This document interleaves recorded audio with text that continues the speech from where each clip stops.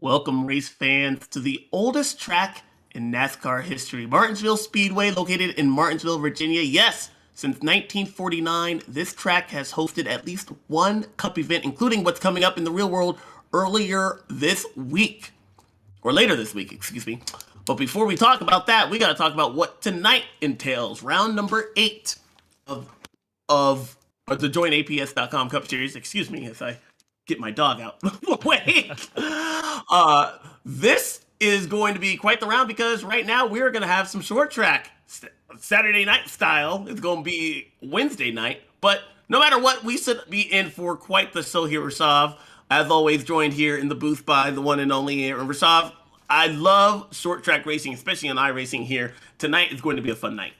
It really is, and it's kind of crazy that this is the first short track of the season here on round 8 of the season. We really haven't had I think the shortest track we've been to so far has been Dover, which we were at 2 weeks ago. So pretty crazy to think about that. But here, proper short track racing, this half-mile paperclip here at Martinsville. Looking forward to the action that's going to take place out on the racetrack as we get guys gridded up here. We'll take a look at the starting grid for this Maconi Setup Shop 250. David Tooker with the pole position and Alexander Van de Sant joining him on that front row.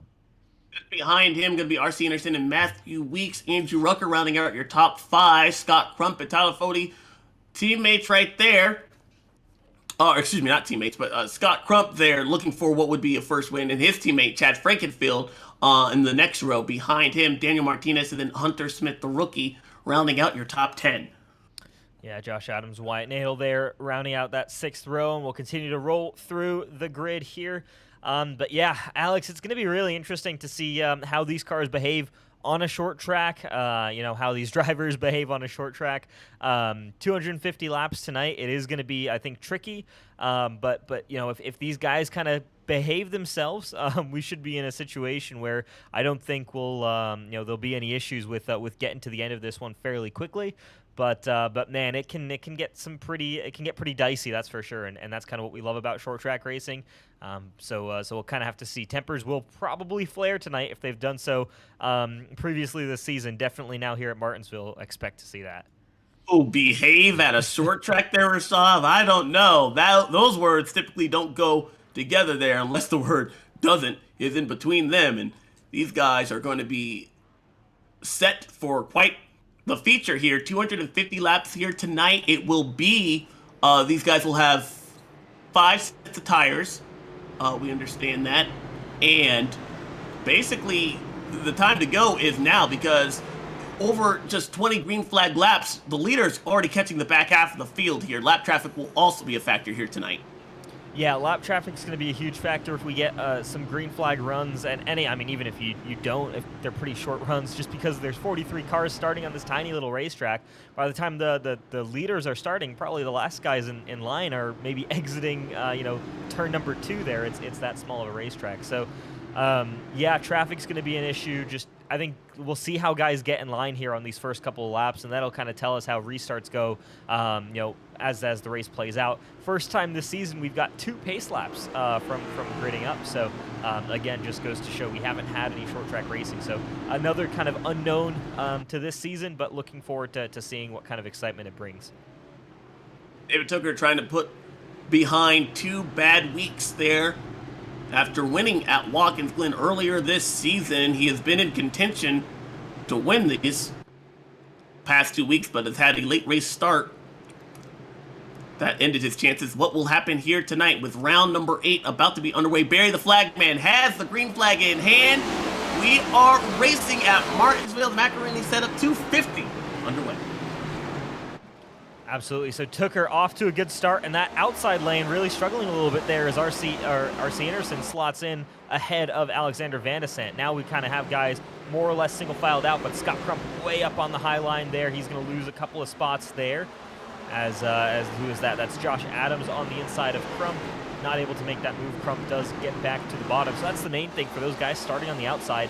How quickly can you get yourself down to the bottom of the racetrack? Because if you stay up top, you are absolutely going to be a sitting duck on this racetrack. We already have a car around.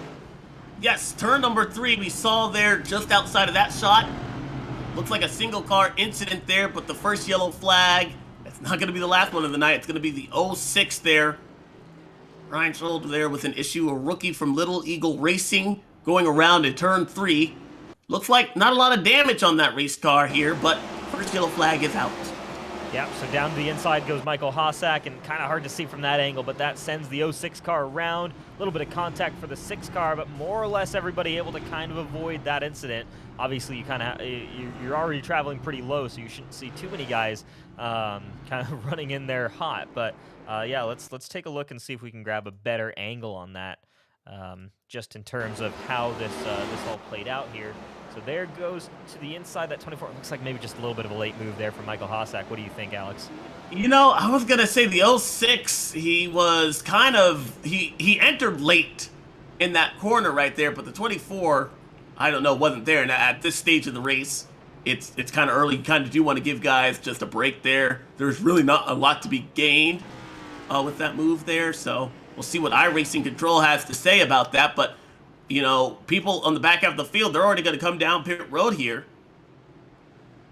And this is going to be interesting. Oh, excuse me, I didn't mean to cut you off there, Rashad. This is going to be interesting for those guys in the back half of the field, because with the way laps work here at Martinsville, you don't necessarily want to go a lap down behind that pace car if you're further in the back. That could be something that we talk about here later on.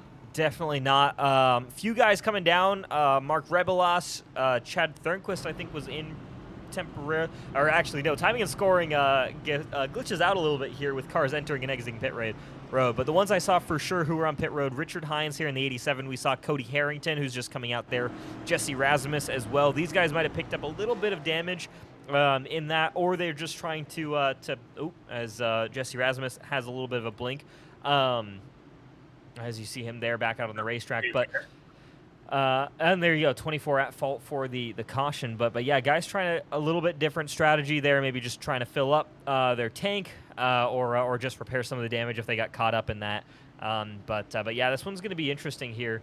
Guys, everybody behind the pace car, but you can see just how much this field, when it's spread out single file, just how much of the racetrack they actually cover. And that's going to quickly become a factor, I think, in this race, you know, if we get some longer green flag runs.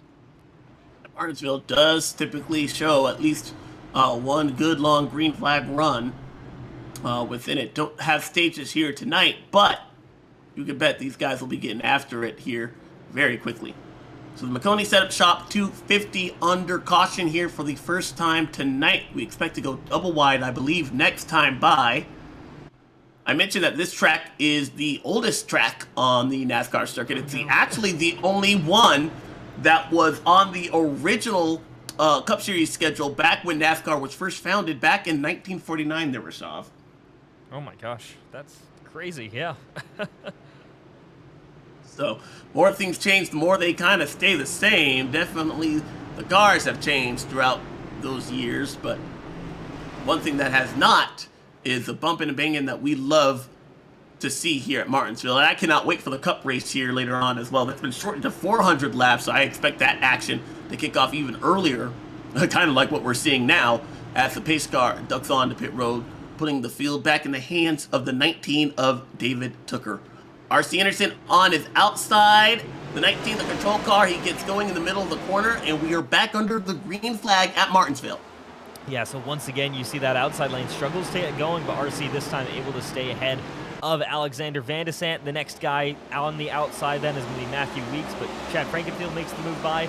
Weeks had the chance to go to the bottom. Tyler Fode, though, kind of takes away that opportunity here, so we'll see now. Can Fode get by Weeks because he has that preferred line? Can Weeks kind of fight back? There is still some ability to hold the outside around here, but man, that bottom lane is just so powerful here at Martinsville. Because you're going so slow, it's really just the shortest way around the racetrack.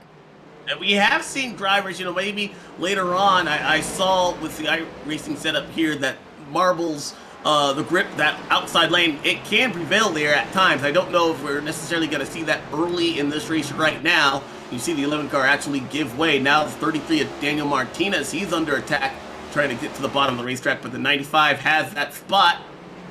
But as I was mentioning there, that outside line, we've seen it come into play, as actually the 33 of Daniel Martinez just nipped the wall there. He's going to lose not one, not two, but three positions as Scott Crump goes by Matthew Weeks in that 11 car. Yeah, so Crump up into the 7th position. He actually is still down one from his starting spot, so might have been one of those outside lane starters that you're just kind of in a rough position there on these restarts. That'll be interesting to see how that plays out. I don't believe we run the choose cone, or if iRacing even has the choose cone. So you don't quite have those same advantages, as there is a caution back out on the racetrack here. We'll take a look and see what brings it out there on lap 13 of 250. Yes, second one of the night. And I'm with you there, Rostov. You know, if we did have a choose code, I guarantee you a lot of people would be choosing that bottom lane if they could, as we see the 18 and the 06 make contact.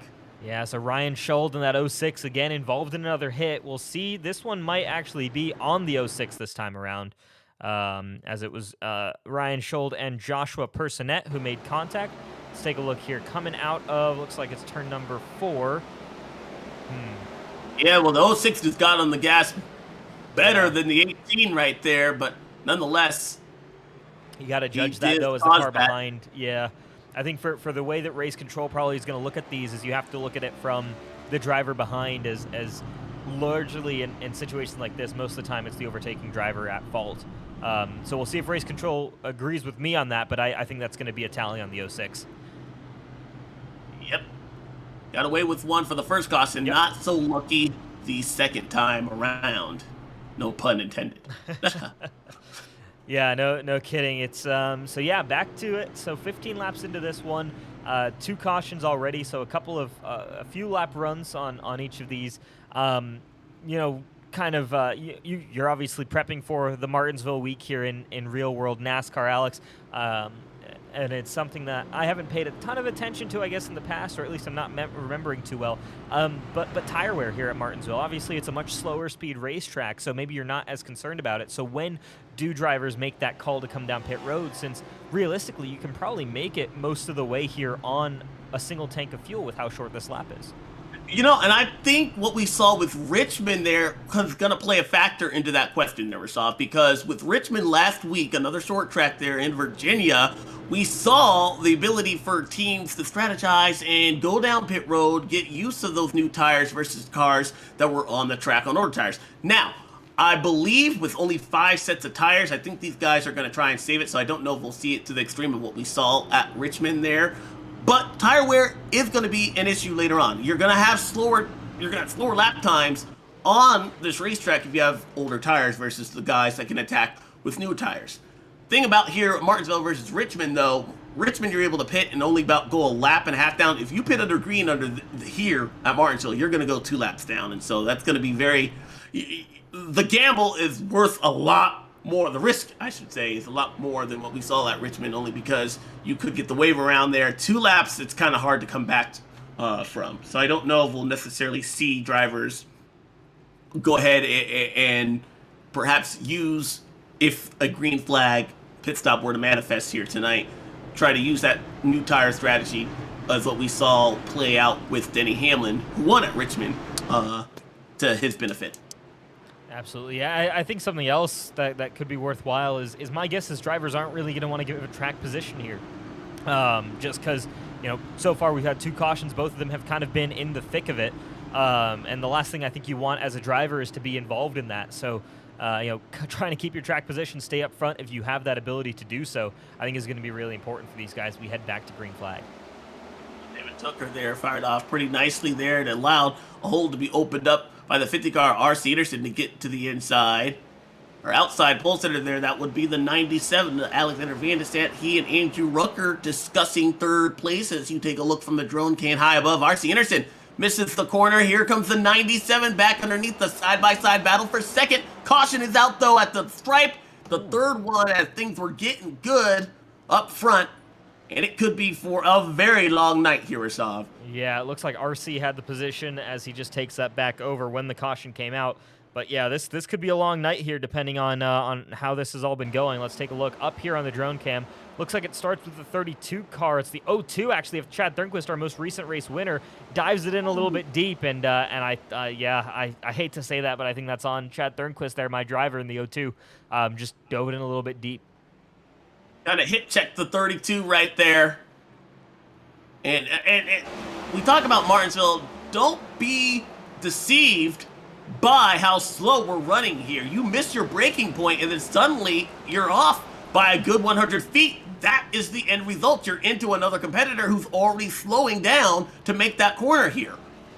Yeah, absolutely. And also just want to point out Mark Keeler, kind of the innocent bystander in that one, got big damage to that 08 car. But yeah, contact there between the 02, the 32. Excuse me. It is tough to judge. You think you can dive it a little bit deeper into the corner. I think these new cars as well, the brakes are just that little bit stronger, where guys maybe feel a little bit more confident with them once they get up to temp. But man, it is tough. And that's one of the hardest things about this particular track, is judging that braking, getting that right. And yeah, there you go. It is an EOL actually for the 02. So they deemed that was a significant enough issue there, significant enough contact by Chad Thornquist. So he'll get sent to the back of the line. He has a lot of work to do there after we're now 10% through this race distance. But interesting racing so far. I think guys right now we're seeing a desire for track position early on in this race. Guys want to make moves. I think they're maybe worried about long runs, or maybe worried that there will only be short runs, so you have to make your moves, with these, 3 or 4 laps that you have between yellow flags so far. And I think that's leading to more yellow flags, so it's kind of a perpetuating, self-perpetuating situation. So we'll see. Hopefully we get guys to calm down a little bit here. Everybody kind of has those jitters at the start, I think, especially here. Different track, different style of racing than what we've been doing for the past 7 weeks. Hopefully we kind of settle into a groove. And, I'm not going to lie, they were soft. Not that I expected the yellow flag to be out and want to see the yellow flag out there, but I did see this kind of heading into here just because this is a new car. These guys are still adapting to this package on iRacing here. This is something that even in real life, we've only been on 2 short tracks, if you could even call the Clash, so definitely a short track, but if you can even transfer what we saw there in LA to right here, I think this is the closest track, even more so than Richmond that we had last weekend. But these guys are still very much learning, There's a lot to be said here about driving a new package and having this next-gen car out here and put on a good show. So I expect these guys, as the laps wear down, to see the yellow flags kind of taper off once we get, more understanding of this race car and how to attack this racetrack. Absolutely. That and the fact that if we don't, more cars that are out of it, well, there you have it. The less chances for a yellow flag. One of the ways we're gonna have less yellow flags. I just don't know how. Green flag is back out though.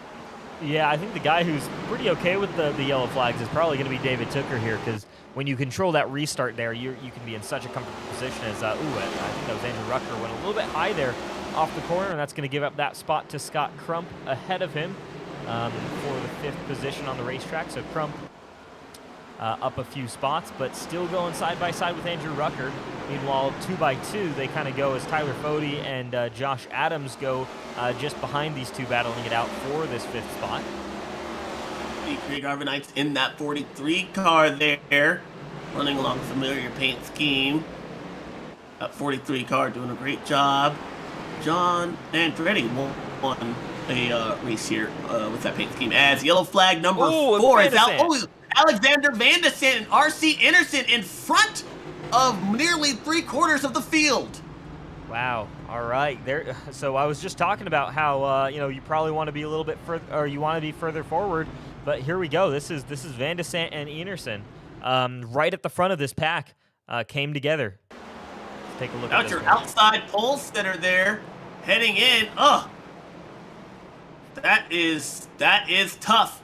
And that, unfortunately, if deemed at fault, that's not going to just take out the 97 and put him in the backpack. But that 50 car there as well is going to have to find himself at the tail end of this line. So not a good day for 2nd and 3rd up front. The rest of the field doing a great job having to avoid that. You see, actually, I saw one competitor actually dive to the backstretch and heading into the garage practically to avoid that. This happens in front of the 43. 23 at fault. Don't know who the 23 was. Harrison Talon? Didn't see him involved in that at all there. Maybe there was another separate issue. There was a separate damage. issue. Big damage to the 23 car. Interesting. And Oh, so that might have been... That was a separate incident, actually. Wow. Okay, so this is, I think, what happened was I think the 23 car brought out the caution. Van de Sant slowed down, and then R.C. Anderson hit him. Whoa, that was a crazy incident there for the 23. That's Harrison Talon right there on your screen. Let's watch that again there, but it looks like that car just kind of turned right all of a sudden. Odd way to see one get loose there, and the impact he had getting it to the wall. That's heavy damage, even if it is at 70, 80 miles an hour right there. That is an extremely hard hit. Just got loose there. Now, my question is, with the 97 and the 50 car, will the 97 be able to get his spot back? Because he has been stuck, and he's actually on pit road right now, and he's gone, by my calculation, at least one lap down. He was still turned around there. Yeah, that's really unfortunate there for Alex Van de Sant, and now he has to wait for the entire train of cars to go by. This is painful, you know, when you're this driver here.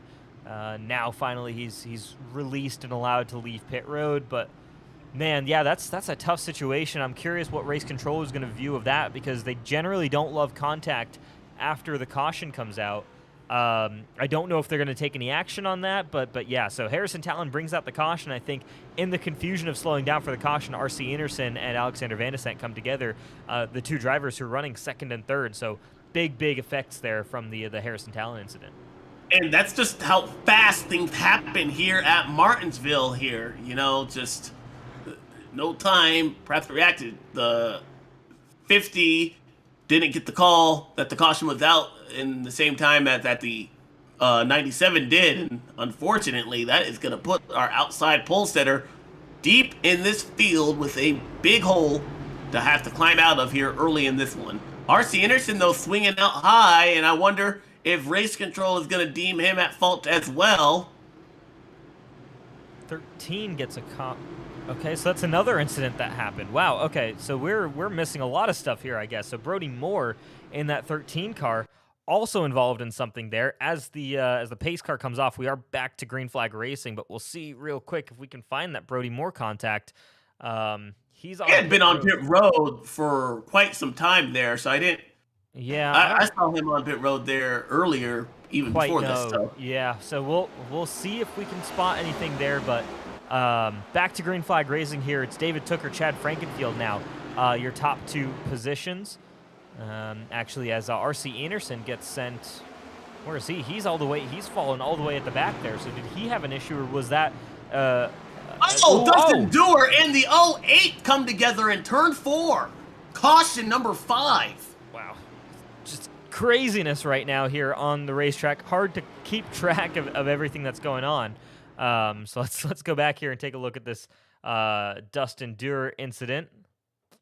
So Van de Sant was given I'm assuming he was given an EOL for that contact, as the 87 Richard Hines just gets into the side of the 32, and then he goes ahead and gasses up in front of the 08. That is not going to... We've seen a point penalty for that same scenario for numerous competitors. I believe it was at Nashville. Netcode, so no tally going to be issued there, but the 08, and is this live? Are we back to live pictures? That is live pictures there, so something else happened to the 08 car. That, I mean, this is crazy. I don't even know how we follow all of this. This is... I'm like, you know that one guy in the meme? He's in, what do you call it? He has all the, the strings attached, and he's trying to pinpoint exactly what's happening. That's how I feel calling this race here, Rasav, because there's just so much as the 08 just piles into the 32 there, and I can't tell who that is behind him. Yeah. That's also an innocent victim. The 06 again. Oh my God, Ryan Schultz is having a terrible day. As David Tooker has to stop because the 08's in the way. That's your race leader right there. Has to stop because the 08 won't get out of the way. And so what happens here now? Does David Tooker get all of his spots back? I would hope so. I hope iRacing would do that, since he is clearly not able to get around this 08 here. So what happens now? I'm curious because there was another incident that we saw, or did we just go back to live pictures? It was just live picture. He never ever got back going. Oh my gosh. So, and that does involve our leader there, the 19th. So let's hope. No, he's having to give it all up. So he got it all back up. The 32 gets that severe damage penalty, which we mentioned. But David Tooker, right now, I mean, I think he's waiting to see if he gets his spots back. He's rolled back up in this top group of cars, but they're not giving him the space to retake the top spot. I mean, he's got to have that top spot. There's no way. This reminds I have seen many times of scenarios that did not favor the driver that was unfortunately taken out. But David Tooker, this is going to be a massive blow for an accident that truly did not need to happen here, as he continues to give up all these spots blocked on the racetrack there by a wrecked car who never got a chance to get going. So now my question there, Rasav, if an issue like that, we've seen the precedent has been set, so if an issue like that happens, does he just come to a stop and allow everybody else to pile into him? Like what's the scenario there? I mean, there's the race control message. That is what? Man, sorry. There is a NASCAR rule. That is a NASCAR rule. And unfortunately, I see why the rule is in place there. So I get that, but in NASCAR, is there not a case-by-case basis where if the pole sitter or the race leader has to stop because there's a crashed car in front of him, like he just doesn't get a chance to go back as we go back to green flag racing? But is that really a precedent that's set in real life NASCAR? I understand not maintaining speed. That's one thing, but to have to stop to avoid a wrecking car. I guess in their eyes, the caution comes out now for a sixth time here. Their eyes, that could have been avoided, and we did see the 15, the 64, they were able to get around the 08, so you have to wonder why Tooker went up that high. That's just going to be unfortunate there. There's just a lot to unpack here. Ooh. And third quest gets a trap from Elam in the 29. They were 3 wide entering the corner there. And our last week defending race winner, that is the second caution flag he has been involved in. Yeah, he's having a rough night here. Let's take a look at this all the way from the top side. You're going to see Elam goes in, and yeah, a bit of net code there, but Elam, I think, tries to give the 87 some room, not realizing that the 02 is already out there as well. Yeah, exactly. So unfortunate there for Chad Thornquist. I'm just sorry. I'm sorry. I'm still in shock about that David Tooker rule. Wow. But yeah, there was that most recent caution as we're rolling, or most recent cause for this particular caution here. Yeah, back to rolling here, lap 43 of 250 at the very least. The laps do seem to be ticking by, despite us not having too many green flag laps under it.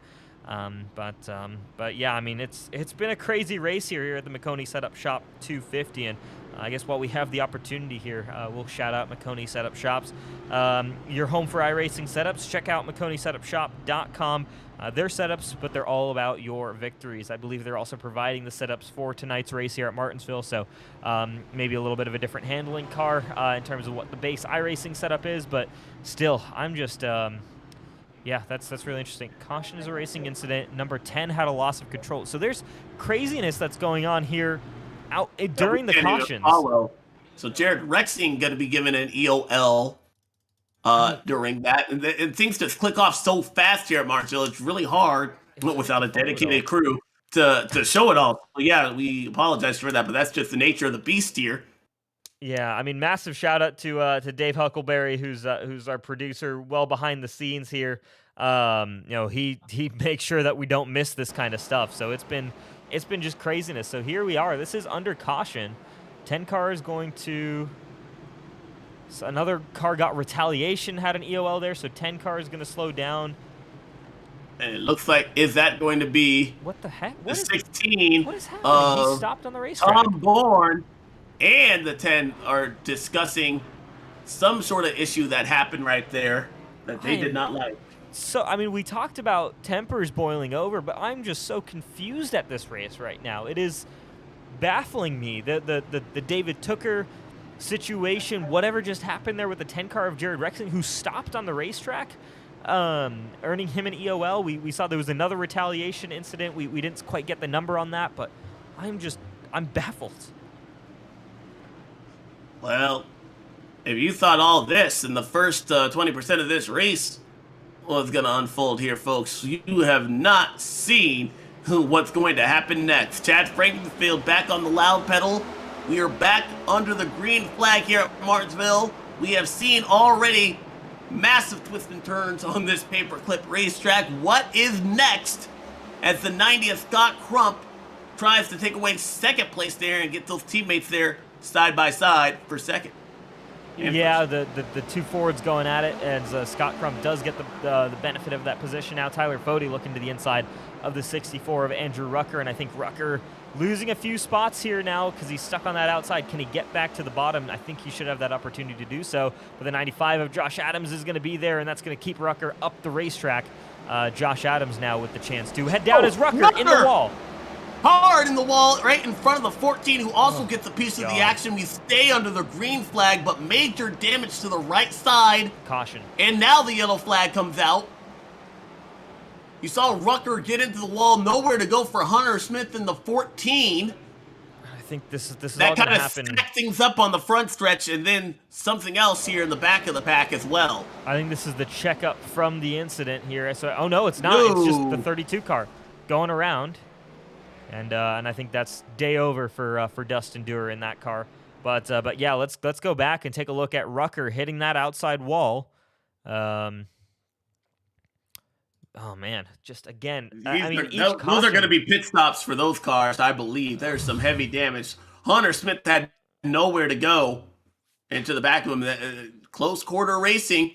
Somebody else's issue becomes your problem in a hurry here at Martinsville. Yeah, no kidding. I mean, each caution is about 13 different incidents taking place on the racetrack at the same time. It's impossible to keep up with this. Here's the Andrew Rucker incident. He just gets loose there coming off the corner, goes up top. 14. Yeah, 14 had nowhere to go, unfortunately.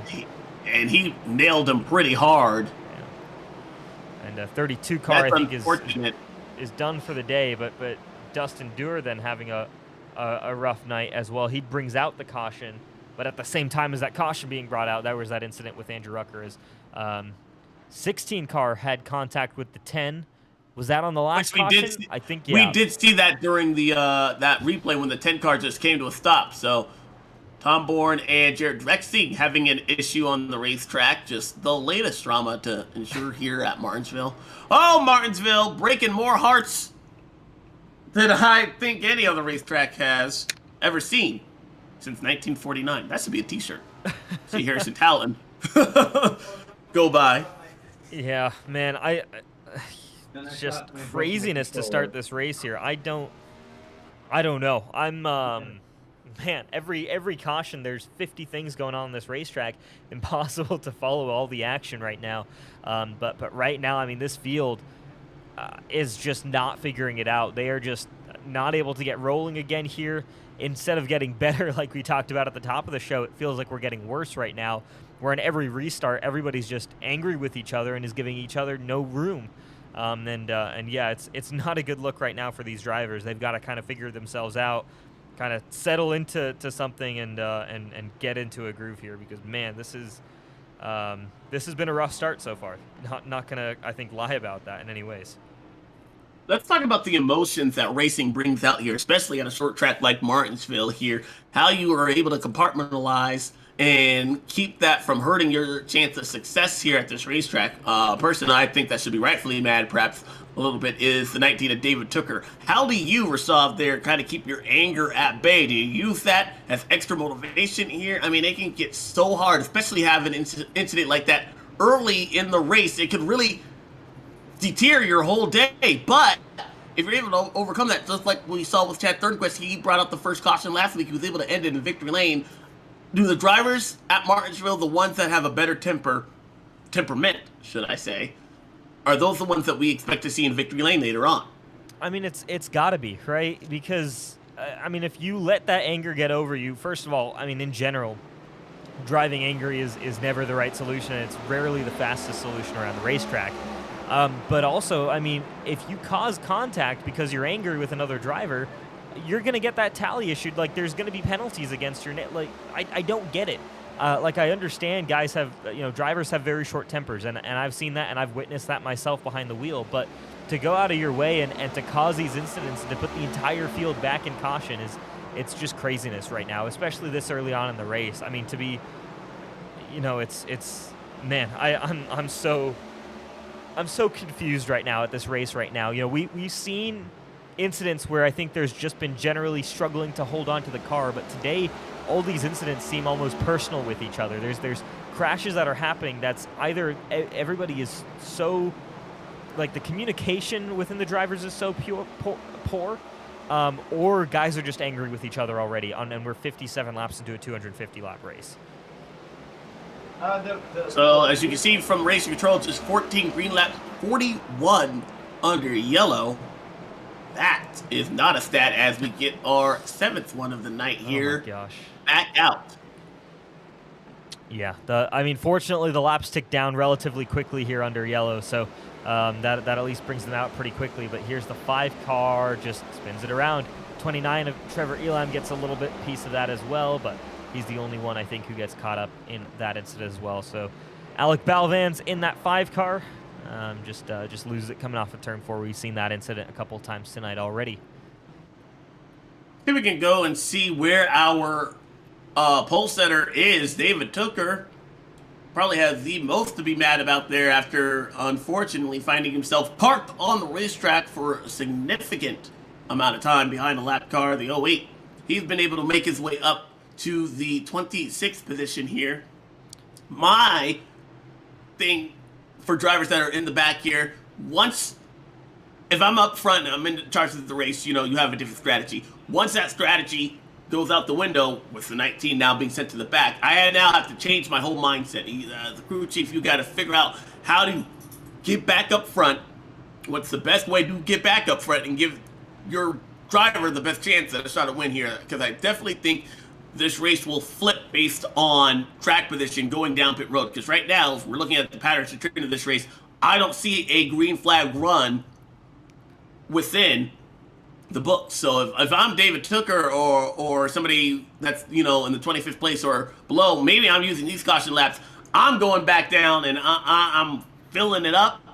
I'm doing as much as I can to make sure that once that flip perhaps comes, I can take advantage of that caution flag and not have to spend so much time on pit road because I've already completed most of my service from the cautions beforehand. So yes and no. I totally agree. If these guys need to come down and pit, yeah, you're going to want to try something a little bit different, try and get yourself off strategy to get that track position back. However, this track is so short and we're running so many caution laps that I've seen this before in the Xfinity cars. I believe, I'm forgetting the racetrack. It might have been USA Raceway. In the Xfinity cars a couple seasons ago, I remember the top 3 finishers in that event did not pit. There were so many cautions that night. It was a short track.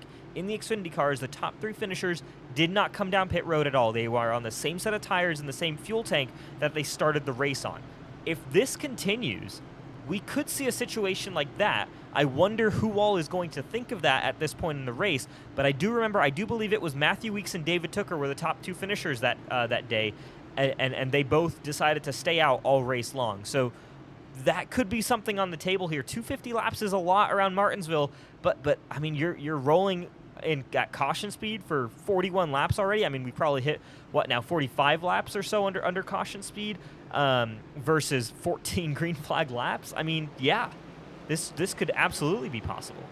That would be quite the story there for a driver to not visit pit road at all during the length of this race. I do believe these guys will have to, with the exception of we see multiple yellow flags here, they will have to make at least one green flag pit stop. I believe the fuel window here is about 120 laps. So by my calculations, that would actually be around 2 there for 2014, but definitely 1 by now with how many yellow flags we've had here tonight.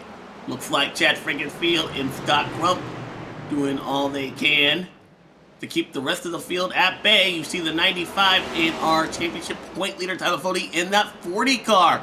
He has cracked the top 5. Yeah, Tyler Fody again. I mean, he's your points leader for this season, and then there's a reason for that. He's rarely been seen outside the top 5 at any racetrack we've been to.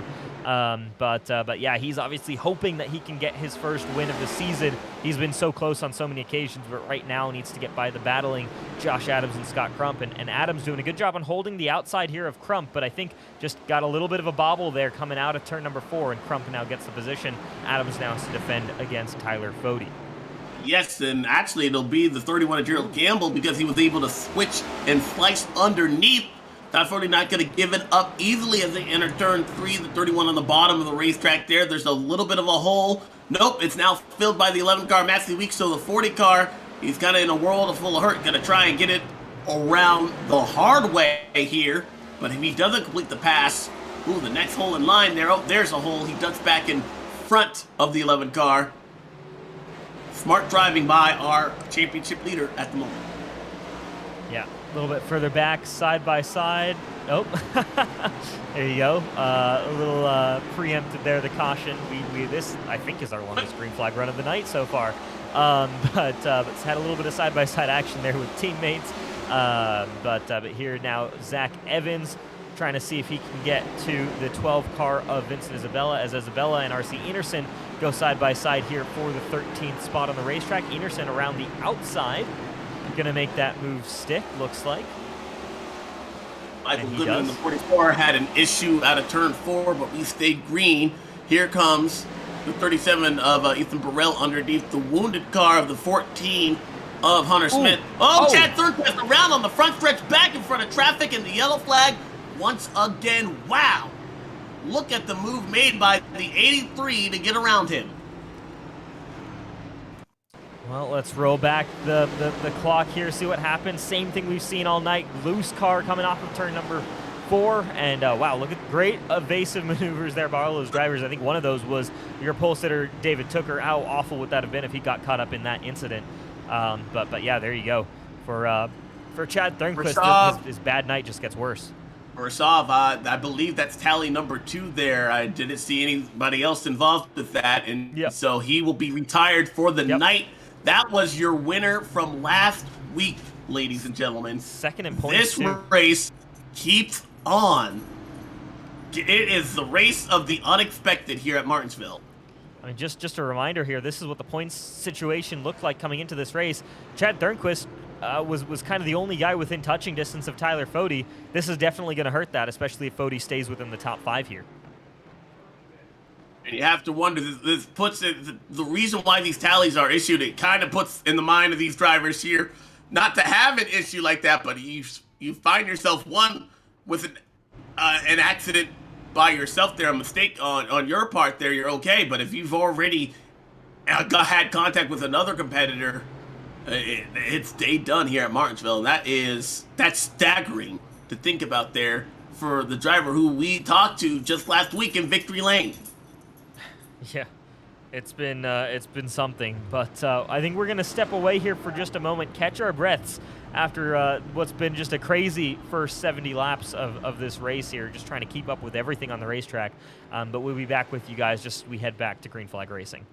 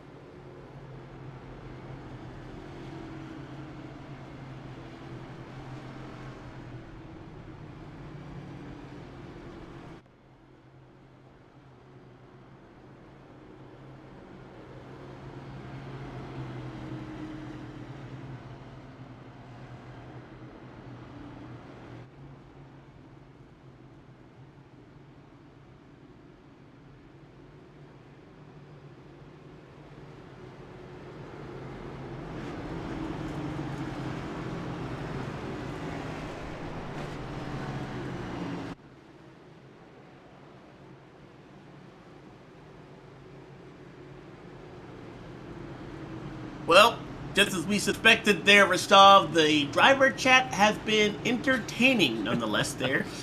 Some of the drivers not too happy with that 15 at Chad Frankenfield. However, he has the best view in the house.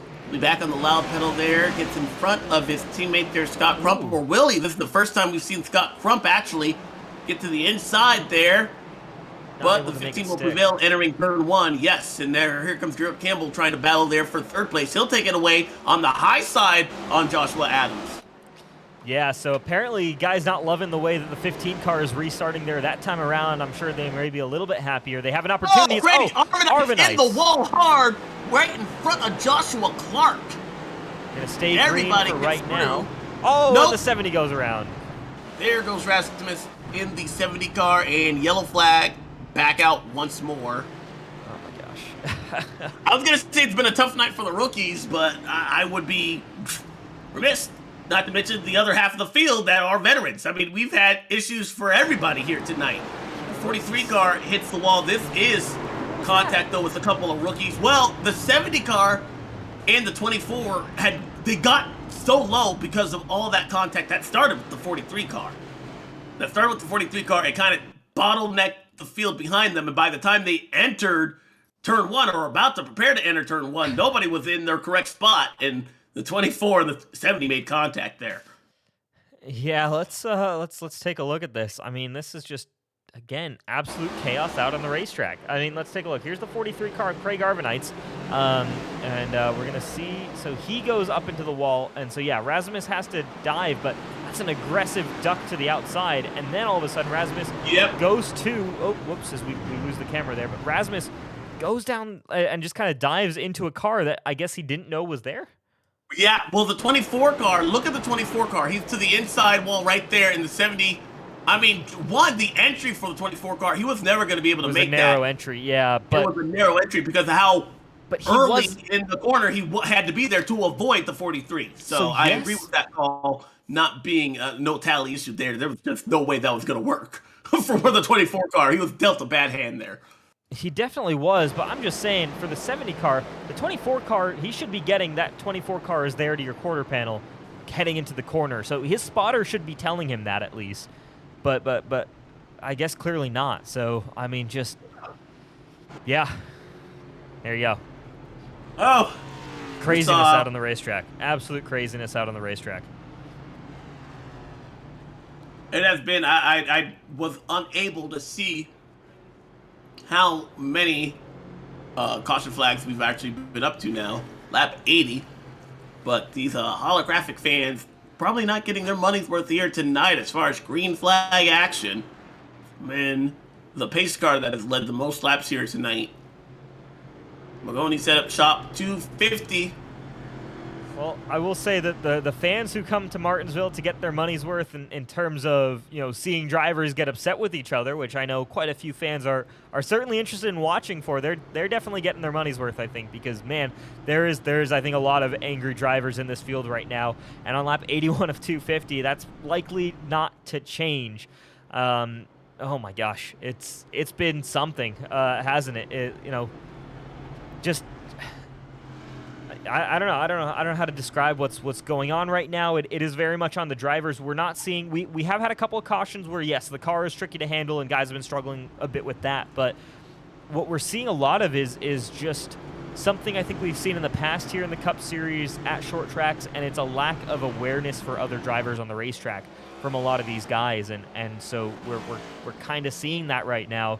And what's happening is guys are just getting very upset with each other as well on the racetrack. So, and that kind of leads to more and more of that situation. So hopefully things kind of ease down, but I think guys are getting angrier and angrier. Hopefully we get to a boiling point and it kind of simmers down after that. But right now I think we're still approaching that if we haven't already approached it. We'll find out, as the yellow that is a record. They were wrecking in turn 4 before we even got the green flag to officially restart this race. Take a look at this replay here from Whiskey Cash before I take a drink myself. This is coming to the restart here. The 44 Michael Goodman just spins out. Ooh, trying to get perhaps a rolling start there.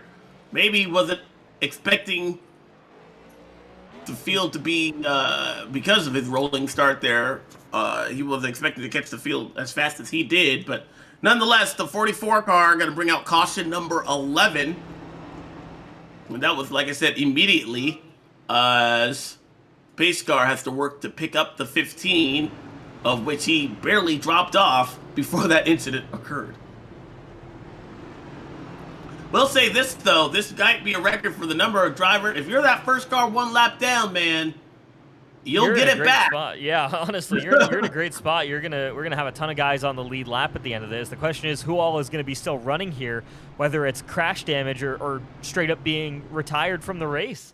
You know, I mean, how many guys are we gonna see grab those 2 tallies? We saw Chad Thornquist was the first to pick that up, but man, it has been something of a race so far, and the 44 gets a tally issued there. But remember, 2 tallies, and you're parked for the night. Yeah, I wish there was a way we could show you who's already received a tally here tonight. 44 definitely being one. I think we saw, and correct me if I'm wrong, Rashov, our tallies and EOLs also go hand in hand? I believe an EOL is worth the same as a tally there. The reason we moved to a tally system is so that guys aren't sent to the end of the line, but in the same fashion as end of lines, 2 end of line penalties under the old system would park the driver. So here, 2 tallies does park the driver as well. All right, so we'll keep an eye on that for you as much as we can. Wow, take a look at the 14 Hunter Smith. I had assumed he was actually a lap down. He has no front clip on that race car. He's still rolling along in the 9th position. So after heavy contact with the 64 car of Andrew Rucker there. Yeah, well, it is going to be a long night, though, Rasov, definitely. It definitely is, and well, we'll use this as one of the opportunities here to pay the bills here at the Elite Racing Networks, and thank our premier sponsors here, including C2 Freight Resources, Blue Egg Marketing, and Powerhouse Recycling.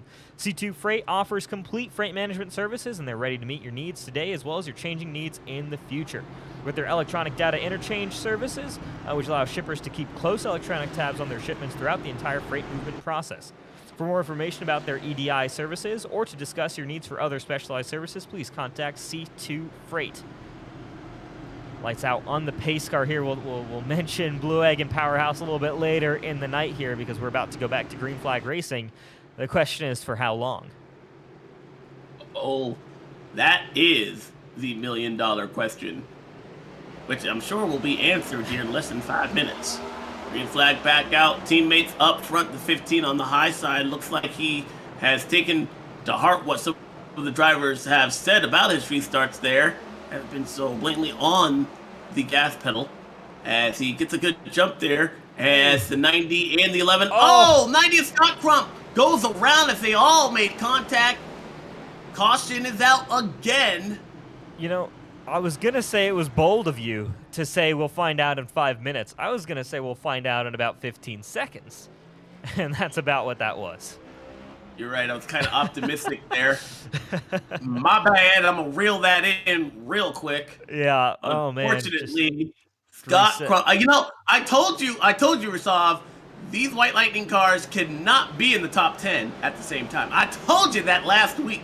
They really can't. It's crazy, man. It is absolutely crazy the way this race is shaping out there. But there you see, I mean, we'll go back and slow it down for you guys. But it's just a situation of cars running close together on the racetrack. So you're going to see Crump here is going to, we can even grab it on the blimp possibly. He's the one that kind of forces the 11 high. Yeah, but that then upsets the 90. The 11 kind of comes back at him, and now this 90 is kind of in the middle there.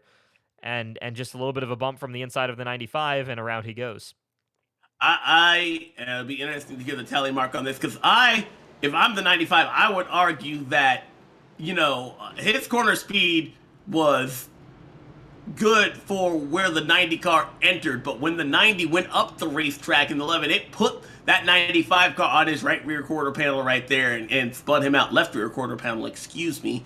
and spun him out. So I hope not to see a tally issued to the 95 right there. If anything, I would have to put that on the 90 of Scott Crump and or just make that a racing deal to see Michael Goodman get a lap back. But we'll see. Haven't seen anything yet. We'll keep an eye on that story as it brews. But now the 15 car, he is left without a teammate behind him. Yeah. Wow. I will continue where I left off on that last caution and talk about Blue Egg Marketing. Yeah, where were we, Rashad? Blue Egg Marketing is the marketing department for small businesses. If you're a small business owner, well, Blue Egg Marketing is your absolute biggest fan.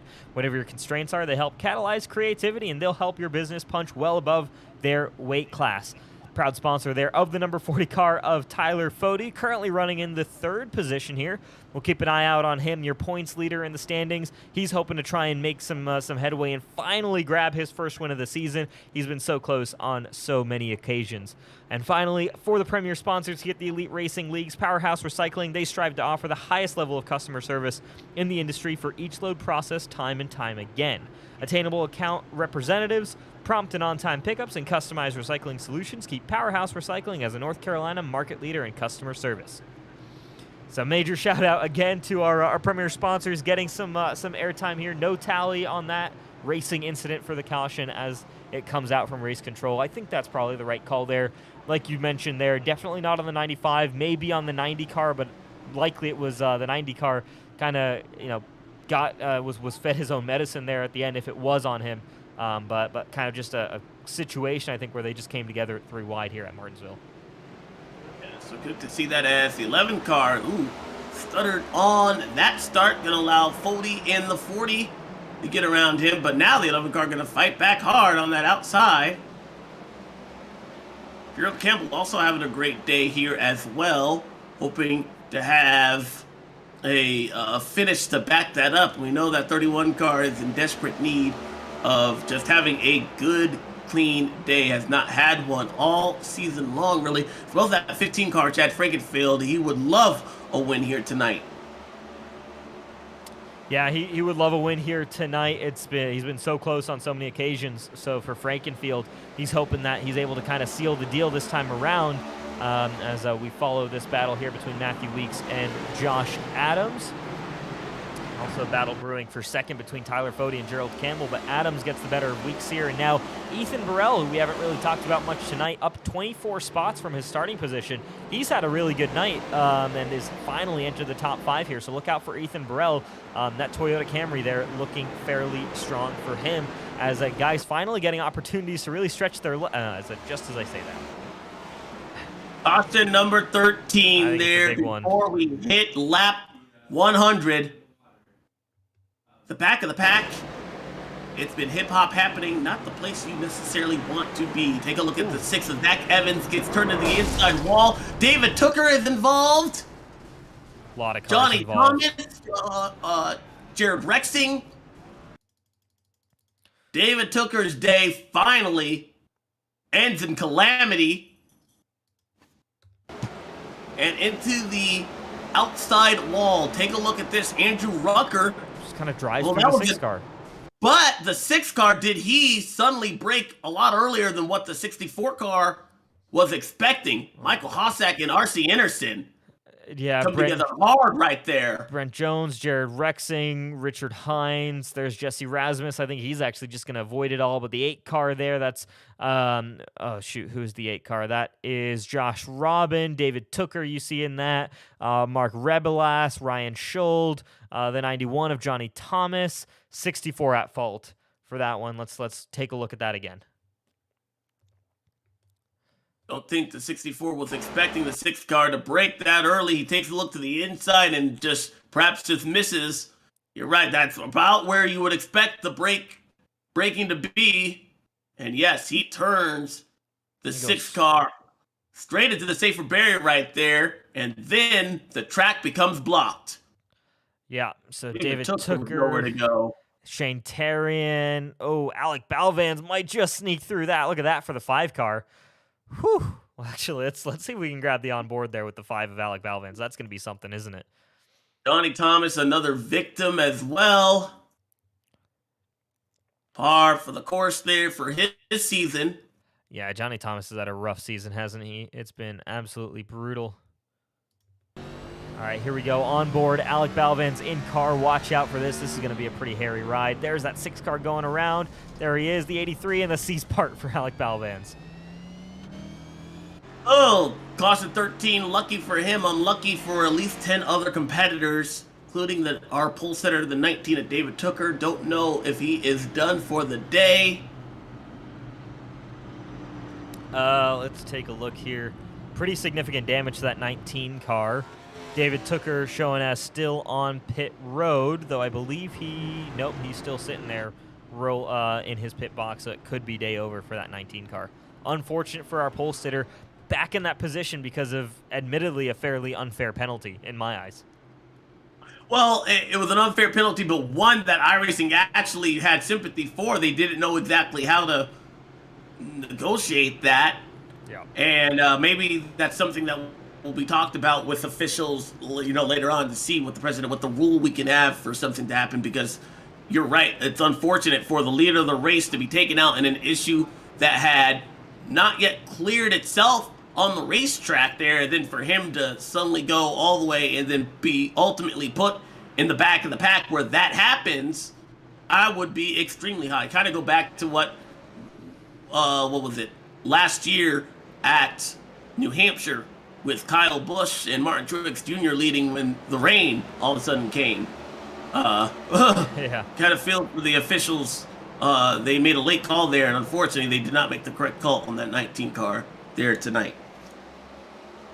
Yep, but back to green flag racing here. So now it's Frankenfield and Fody up front. Fody now finally with a shot at the leader. We'll see if he's able to capitalize, if there's enough pace in that 40 car to do so. But he's kind of been hounded by Gerald Campbell all night long. And that 31 car looking very strong as well. Ethan Burrell to the inside of Josh Adams. He's going to get that position. Though Adams going to try and hold on to the outside here. It looks like it's only a matter of time, though, before that Tide Pods Camry clears the 95, and the 95 now has to worry about Wyatt Knadel. But he does get by and maintains that spot. This is a racetrack that I have recognized as Ethan Burrell, one of his strongest here. I remember him always being a factor when it comes to these type of short tracks. It's just something that really agrees with his racing style, and it's proven. It's been up 25 spots since the drop of the green flag, and that is considering more than half the laps of those were under yellow. He's had to negotiate around several wrecks in order to try and get inside the top 3. Hopefully he doesn't get to the side of the 31 car as he battles for the 3rd position right there. But the 37 car, Ethan Burrell, this is a track that suits his driving style. Yeah, it definitely seems to be that way. So so good for him to now be in contention here, and he's right here with these leaders. Let's see what he can do with that 37 car. Of course, you need some, obviously some fortune to get through those wrecks early on, and then to just kind of make decisive moves and be strong with how you move that car forward. Wyatt Knadel stays it. No, he's going to bring out the yellow flag as cars go flying around him on the front stretch. Tally going to be issued, but thankfully he's able to keep that car out of harm's way as the rest of the field does a well of a job being able to get around a car that was inside running in the top 10. Take a look at this here. Same thing we've seen all night. Loses it there on the or coming off of turn number 4 is RC Anderson. Did he have to take major avoiding action? And he did. He spins around. So RC Anderson with an incident there. Mark Rebelos, I think, also had some issues getting by in that Bitcoin Camry. We'll see the spun car. He has to dive to the inside of the racetrack, and he spins it around there, avoiding Wyatt Knadel. And that has to do with the setup on these race cars here. They do not like, I've known this on console racing, I know this on iRacing, they do not like if you jerk that wheel suddenly to the right there, then back to the left to avoid that. The car very much gets away from you. Yeah. So 1 car incident turns into a 3 car incident. Wyatt Knadel spinning it in turn number 4, catches out Mark Rebelos and RC Enerson. As things stand, still on lap 111 of 250, the top 6 cars are all yet to come down pit road. The highest placed car who has pitted is Alexander Van de Sant, who's actually been down twice. Last time he came down, though, was lap 59. Yep, and that goes back to when I was talking about how the field might flip. We haven't seen any of our top runners go down, but if you're in the back of the pack, why not come and get yourself some 4 fresh tires, try to work your way through. The risk is being involved in an accident, but if you're able to overcome that, then suddenly you're sitting there behind the leaders on fresher tires. So a great move made by the 97 after a haywire start that saw him backwards right there on that section of the speedway there earlier this race.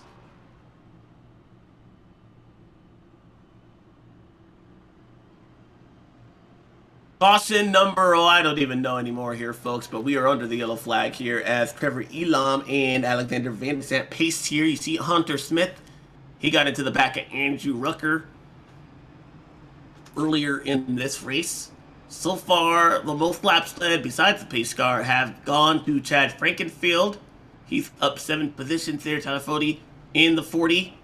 Our championship leader as they run, currently having a good day. You see Wyatt Canadal going to have to go to the tail end of this line there, as we still have at least one more pace lap in the books. Yeah, one more pace lap to run here at least. Yeah, I don't know. So there you go. There's the tally for laps under green and laps under yellow. It's more than doubled that. Yeah. What we've seen under the green flag here, so not much to say on that, I feel. On a track and miles, I mean, this would be a NASCAR record as far as the number of cautions we've had versus the mileage of the race that we've had. Keep in mind, there's only a little bit over a half mile, but in simple terms, a half-mile racetrack here, so 114 laps. It's only going to be divide that by 2. You know how I can't do math very quickly here. It's been just a little under the 60-mile mark, and to have 14 caution flags in a span of less than 60 miles, whew, that is a lot. To put that in, I'll put that at Daytona. We would only, in order to go 60 miles at Daytona, I believe you'd only have to do like 20 or so laps. Maybe 30 laps, yeah, because it's a 2.5-mile racetrack. So that's only 25 laps of green flag, of green flag racing at Daytona. That's all that we have had here tonight, here, folks. Well, not green flag racing. That's just racing in general. I mean, you take it exactly. I mean, let's take it as it is. Let's say we're at 40 laps here, so we're at 20 miles. Oh my gosh, 8 laps right now at Daytona we've had of green flag running so far, and about an hour of racing so far tonight. It's been a rough one, ladies and gents. These drivers are kind of going at it right now, and I think these drivers are their own worst enemies out on the racetrack. But let's see if we can get a long run rolling this time around. Ethan Burrell, Gerald Campbell, Tyler Fody, and then Chad Frankenfield, your leader. These 4 kind of seem to be the top 4 drivers in terms of pace as the caution flag does come out again. Just before we get to lap 120, and that is significant because I do believe from this point on out, if anybody were to pit, you see the 87. No, it's going to be R.C. Anderson. And the 06 and the 87 of Richard Hines. Oh, no, Richard Hines, don't do that. Oh, that is going to be a severe penalty on that 87 car.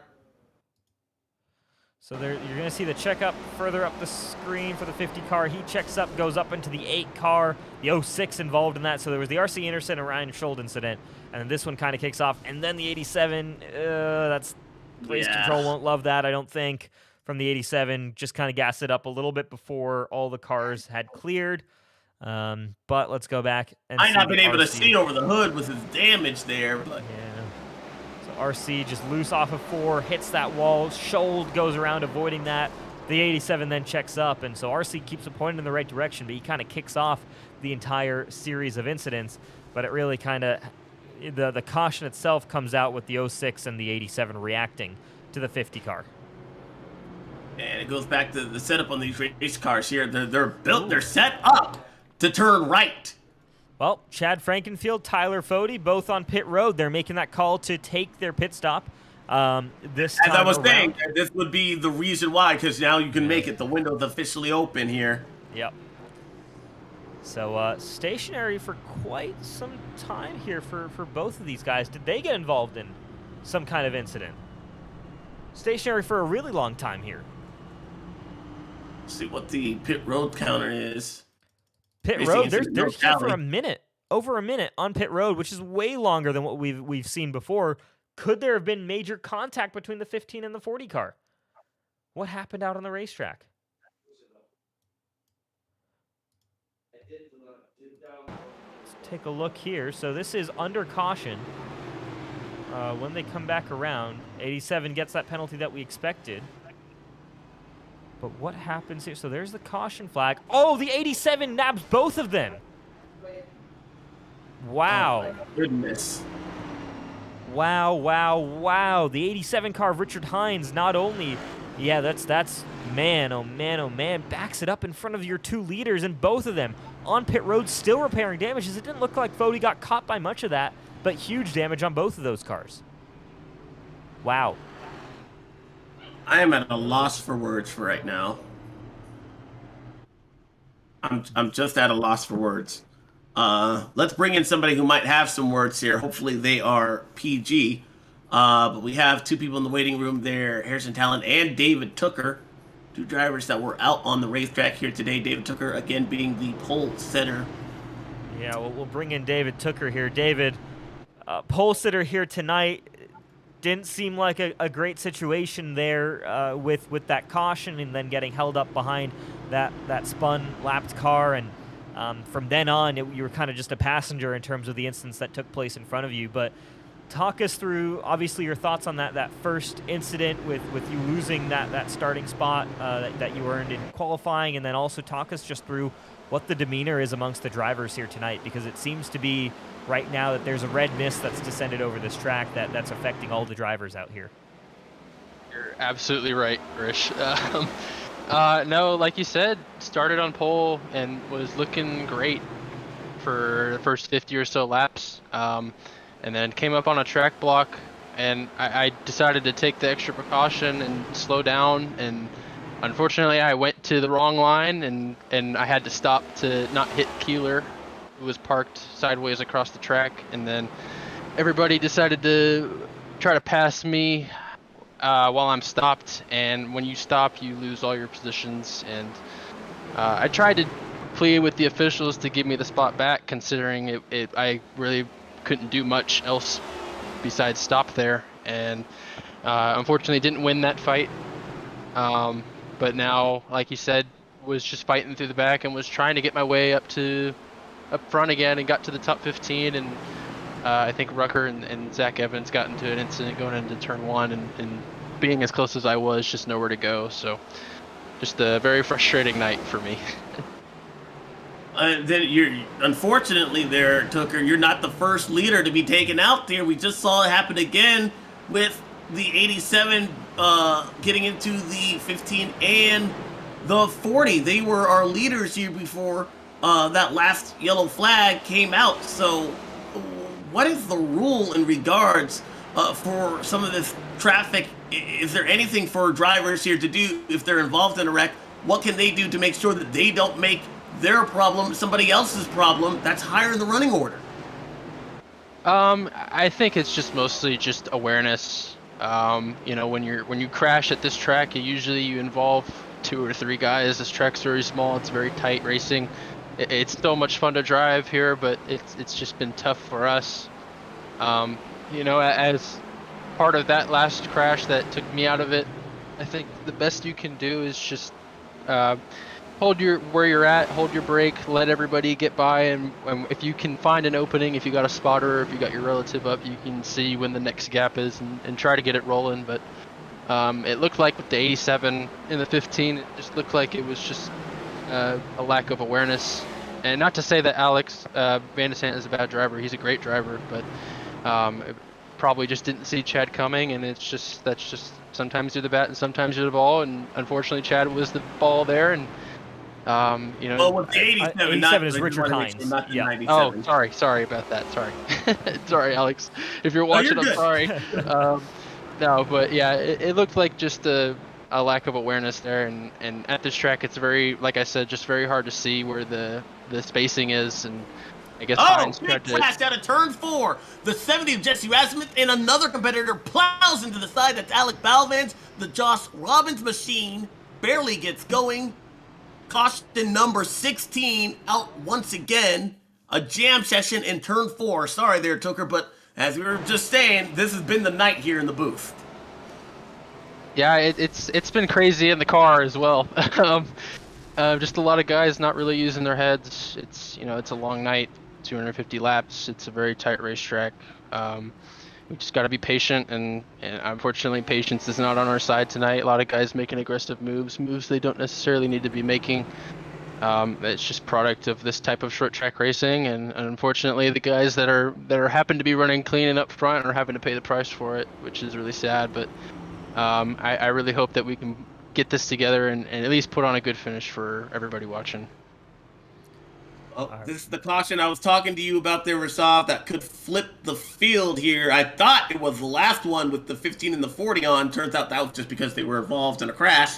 Looks like this is going to be the one that is going to bring down some of our takers on the lead lap in front of the field and leave some of our drivers that have been on pit road already back out front. The question is, will they be able to make it on fuel?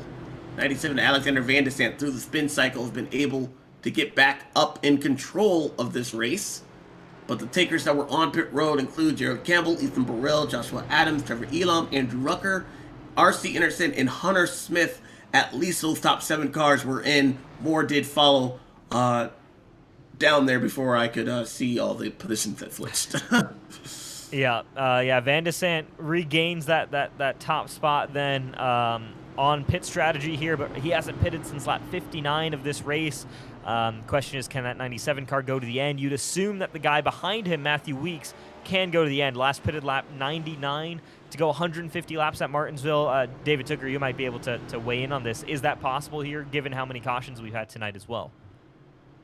It's going to be close. I think, like you said, with Matthew Weeks pitting at 100, I can assure you from the Pro Edge garage that was the strategy was to pit around lap 100 and stay up for the rest of the race.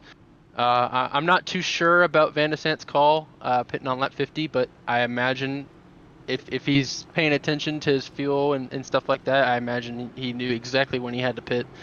And luckily, he is in the lead right now, but we'll see how it plays out later on. All right, well, David Tooker, thanks so much for joining us up here in the booth. Shame that your night ended so early, given the promising start that it had, but hoping for better luck for you in the future this season. Thank you, guys. All right, David Tooker, man, that's rough. I think a lot of drivers come out of this one upset. Just got word from Dave Huck, who's down on the ground and has been reporting to us from race control. Gerald Campbell just got off those tires after 138 laps. Only 2% usage on those tires is what they're reporting from pit road. So, yeah, I mean, this is craziness right here. My guess is these guys only have to come down realistically for fuel. Tires you might as well just take if you're filling up. But man, this race, because it's been under caution for so many laps here, guys just aren't utilizing what's underneath them. That is amazing to see the pace car back down pit road right here. Want to give an update to see where Tyler Fody and Chad Frankenfield are. They look to be outside of the top 23. It's going to be a long day. It's already been a long night for several of these drivers as we get back underway, working lap 139 of 250. Alexander Van de Sant gets going. Matthew Weeks. And how about Vincent Isabella in that 12 car, cracking the top 3 for the first time here tonight? He has some damage on the right side of that car, though. Caution is out, number 17. Yeah, we'll take a look and see that incident. But yeah, those are the guys you want to look out for. Van de Sant's kind of a little bit offset from the rest of these guys, but after Van de Sant is kind of what you'd expect your running position to be, I think, towards the end, assuming everything kind of stays within that range here. Here's the 06 car, Ryan Schold. He's been a magnet for these incidents all night long, and again, the 06 car around in that one to bring out the caution. Yeah, it looks like he might have gotten a little bit of a tap, though, in the rear by the 66. Yes, just this, who's trying to avoid Richard Hines in that 87 car. And again, you cannot turn these cars to the right. You just can't do it without them spinning out. They will do it every time. If you find yourself turning the car to the right, we are going to have an issue, no matter where you are here at Martinsville. That's just based on the setup. These guys, I mean, I like to compare Martinsville. I think Mike Joy said it famously. It's two drag strips connected by basically a 90-degree, not 90-degree turn, but, you know, a complete 180 to get to the next drag strip. So these cars are built to go to the left. And any, you know, indication, any pull on the wheel the other direction is just going to really unsettle the race car, and that is why we're seeing these guys really unable to save it once they find themselves in that predicament. Yeah. Wait, is that right? The cleanest? I was going to look through the history of that too. So we're approaching, I mean, we're still in the lane of being the cleanest race at Martinsville. I do think we'll exceed that 20 cautions though, but Elite Racing has struggled with this racetrack in the past, it appears. Wow. And these new cars certainly aren't helping. Oh, that's good to know. So, yeah, exactly. We haven't seen the worst of it yet. If you've been shocked by what you're seeing on your screen, ladies and gentlemen, I guarantee you, so have we. It has just been unimaginable what some of these drivers are going through. As far as just penalties, we're not seeing drivers running into lead lap leaders. We've seen everything here tonight. I am rarely speechless. I've been speechless many times here tonight. Yeah, I'm actually kind of speechless about that stat that Dave just shared with us, because I want to look back here and see 20 cautions was the minimum we've had. Whew. Okay, yep. Wow. So a year ago in the 2021 A season, we had 28 cautions for 139 laps. Wow. So that's currently what we're going for there. 1 year ago, that was the last race we held here in the last gen Cup cars. It's been something. Martinsville and the Elite Racing Leagues do not have a great relationship, it appears. 50 green flag laps, 95 laps under yellow so far tonight. Lap 144 of 250, pace car is going to peel off, and we're going to try and get a few more green flag laps added to that tally. Wow. So Alexander Van de Sant with 25 miles of green flag racing here. Ooh, you see Vincent Isabella almost cut underneath in front of the 11 car as things are getting hairy deep in this field. Look who was rising to the top there, that 48 car, Nick Massey. Wouldn't you know it, when things are just chaos during the entire green flag runs that we've had here today, that 48 car has made the most out of it. Yeah, I mean, the 48 car has, I think this season, either had the worst luck, or he's been able to just do a really good job at surviving races. And right now we're seeing that there from Nick Massey. We'll see if that sticks. Obviously a long way to go here. Still just over 100 laps to go. But how about Daniel Martinez too? He makes that move on Vincent Isabella and slots himself into third. We've talked, Daniel Martinez had some great runs this season so far, but right now this one could be one of his best yet if he's able to keep that 33 up front. Behind him, you see Scott Crump, who had went around earlier on one of the cautions that we've had. Could not tell you which one that was, but he and Ethan Burrell leading the charge of cars that are on the fresher tire strategy right now. So here's something, just seeing a comment from Zach Evans, who is now out of the race. Unfortunately, we saw that incident with him and Andrew Rucker. He was saying at the rate that we were going to start this race, the car could have done 250 laps without pitting. That was an actual option in terms of strategy. So for Van de Sant, who went 59 laps, or last pitted on lap 59, he should definitely be in the window here if we get more cautions. Obviously, we'd hope not to see that, But for Van de Sant's sake, I suppose he wants to see us stay under yellow for the majority of this race to go, because I think he benefits from that in terms of maintaining his track position and probably not having to come down to pit any more. I think Matthew Weeks, Daniel Martinez, Vincent Isabella, Nick Massey, those guys should be good to go even if we get some green flag running, but that's probably the longest green flag run we've seen all night. But it ends there with a crash. Caution, lap 152. It's the 8 car of Josh Robin, and I don't know. How do you? Oh my God, the 06 car cannot catch a break. No, he cannot. I'd be amazed if Target didn't jump on board that car after the night he's had. It's that pull to the right. It's that pull to the right there, Rashad. I'm telling you, you cannot do it with these cars. Don't even think about it. I mean, it's the slightest pull to the right, and you'd think with the new independent rear suspension, new symmetric bodywork, that these cars would be able to move a little bit better than they used to. I totally get this on the last gen car, but on this, the next gen, the current gen, I suppose it's gonna be weird to stop calling it next gen, but this current gen Cup car, I mean, you'd expect, obviously oval setup is different, and you're going to have camber in a certain direction, and you're going to likely, I actually don't know if they run, offset length control arms, but still, I mean, you'd expect the car to be a little bit better at dealing with those right-hand kinks when they happen.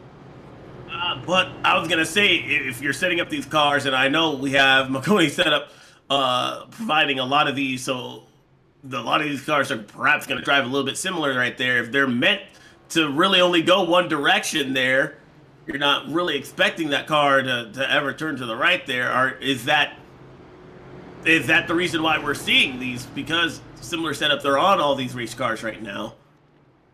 Yeah, where the load is.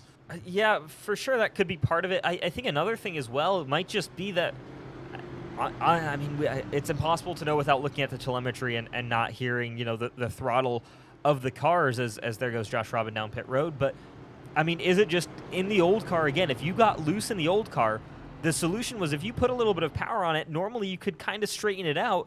In these ones, that's not the solution. You have to get off throttle, allow the car to settle itself, and then get back going. Could that be kind of what these guys are dealing with here right now? Is again, you're kind of fighting the instinct that you've built up in the old car, and guys again are just struggling to adapt. That's generally what we've seen this season is a struggle to adapt to this new Cup car. Could this be another one of those ways where, when you kind of get loose, when you get that, fishtail, coming out of a corner or anywhere on the racetrack, the way you respond to that fishtail maybe is different in this new Cup car. Yes, I would 110% probably agree with that. It's catching these guys off guard and things that they could do in a race car. Like I for my setup, I think everybody's kind of differently, but for me personally, I know what to do if I find myself in trouble. I can, know just how much input I can put on the wheel or on my controller if I'm on console racing and everything for my setup there. You just kind of know that. And if that's suddenly taken away from you, you're suddenly in perhaps somebody else's seat or something like that. The things that you know how to control are suddenly out of your, hands, so to speak. I can see how that could just play a factor. As we see, who's that? Oh, Matthew Weeks with a big blink, and he is going to jump the restart there.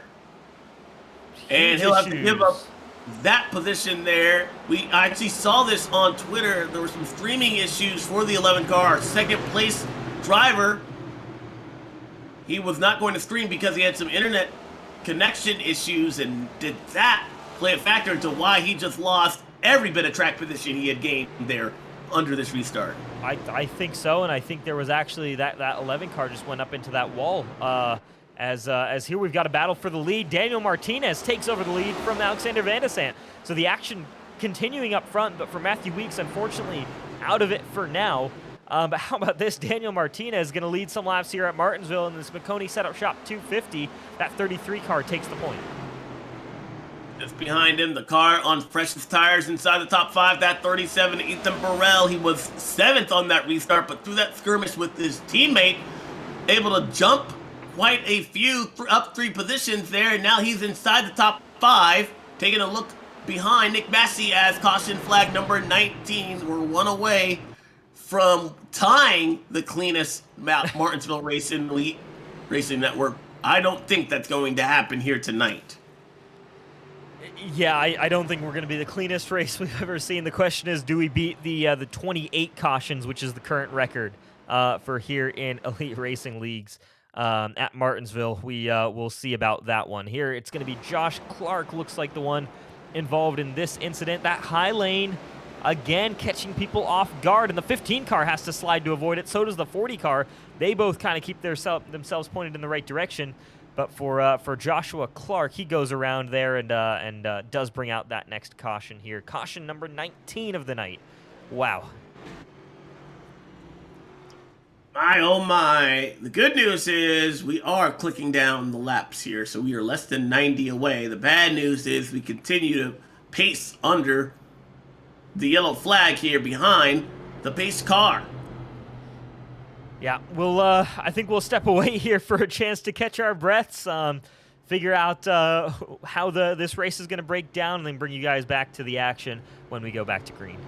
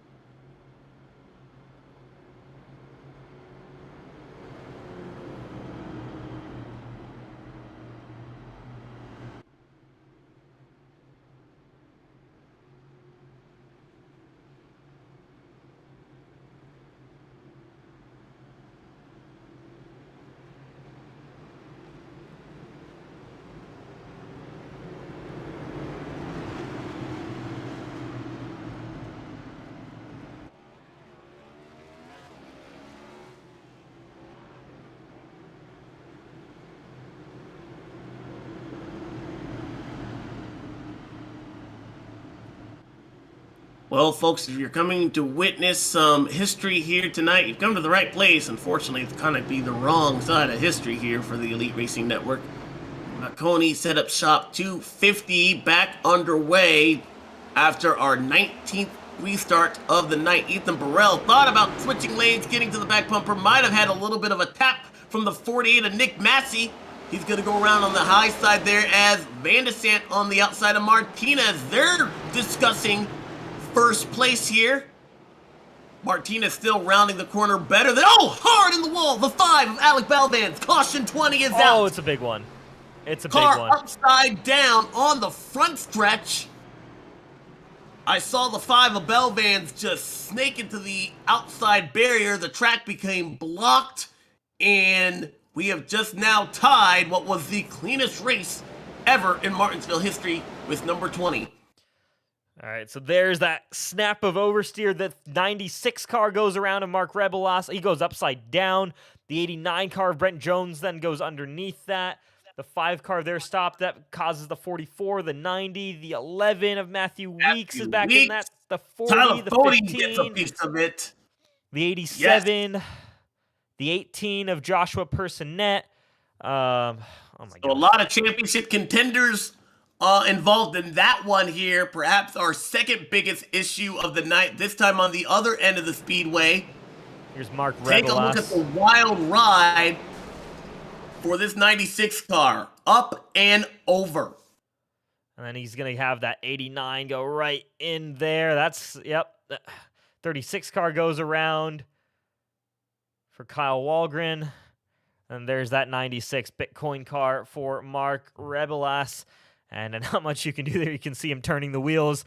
Can't really, use those wheels to propel you forward there. But fortunately, this is... Put on the brakes there. Yeah. Man. Oh, man. It's just downright nasty out there. Yeah, no one is safe on this racetrack, as there are some of the damaged cars out on pit road. Meanwhile, Van de Sant did have the lead from when that caution came out.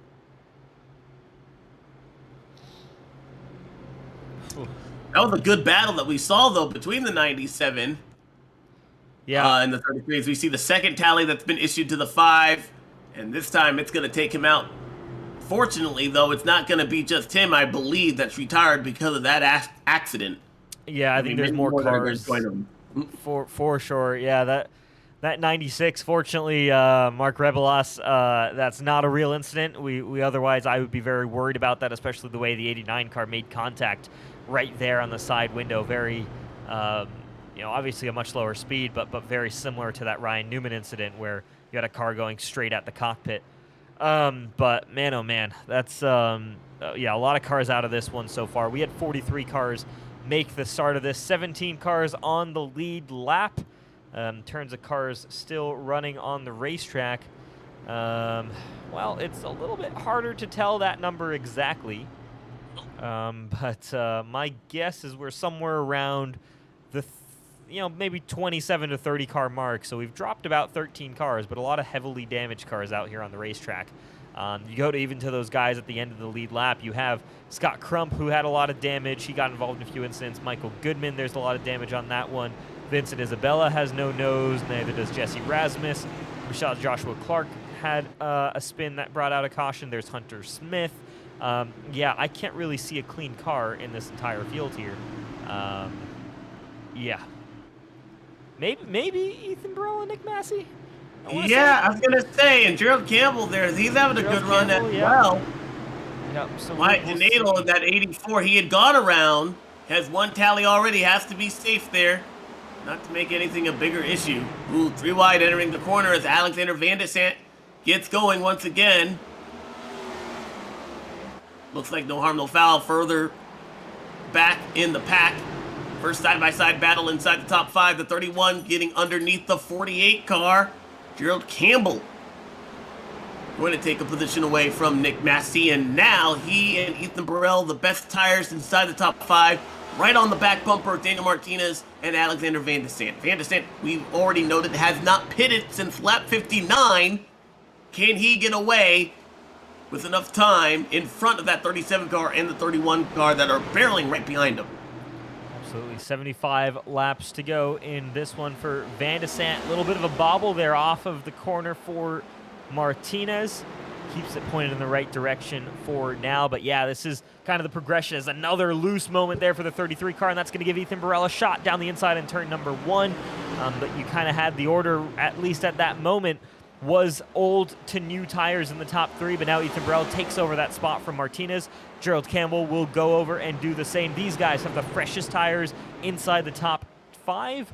The next guy who pitted with the same age tires is Joshua Adams, compared to Ethan Burrell and Gerald Campbell. So expect these guys, who have almost 100 lap fresher tires, currently sitting, what is that, at 80 lap fresher tires than Alexander Van de Sant. They're trying to see if they can make the move here and take over the lead from that 97 car.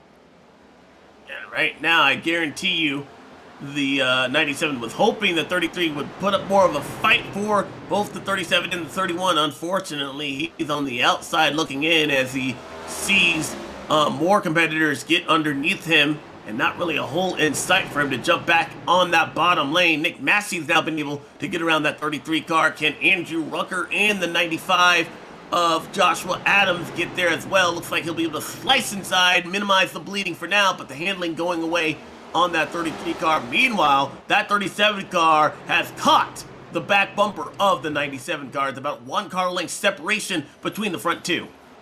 Yeah, they're closing up here. Ethan Burrell looking quick right now in that 37 car. Those fresher tires. We talked about how there wasn't much of a drop-off, but there's clearly enough of an advantage right now for Burrell. And we have had a few, when I say long runs, we've had a few runs of maybe 6 to 10 laps there that have allowed kind of some wear on these tires versus the first half of this race.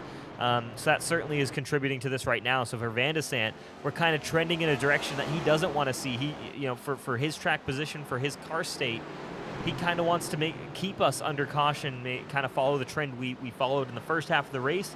From our point of view, unfortunately, Alex, I'm kind of on the side here with Ethan Burrell, where let's try and get some green flag runs and let those fresher tires maybe plan out. But right now, good defensive driving from the 97 car, protecting that bottom lane. You can afford taking an early braking point, slowing yourself down a little bit too much almost versus the 37 and not losing position around Martinsville here as long as you protect that inside line.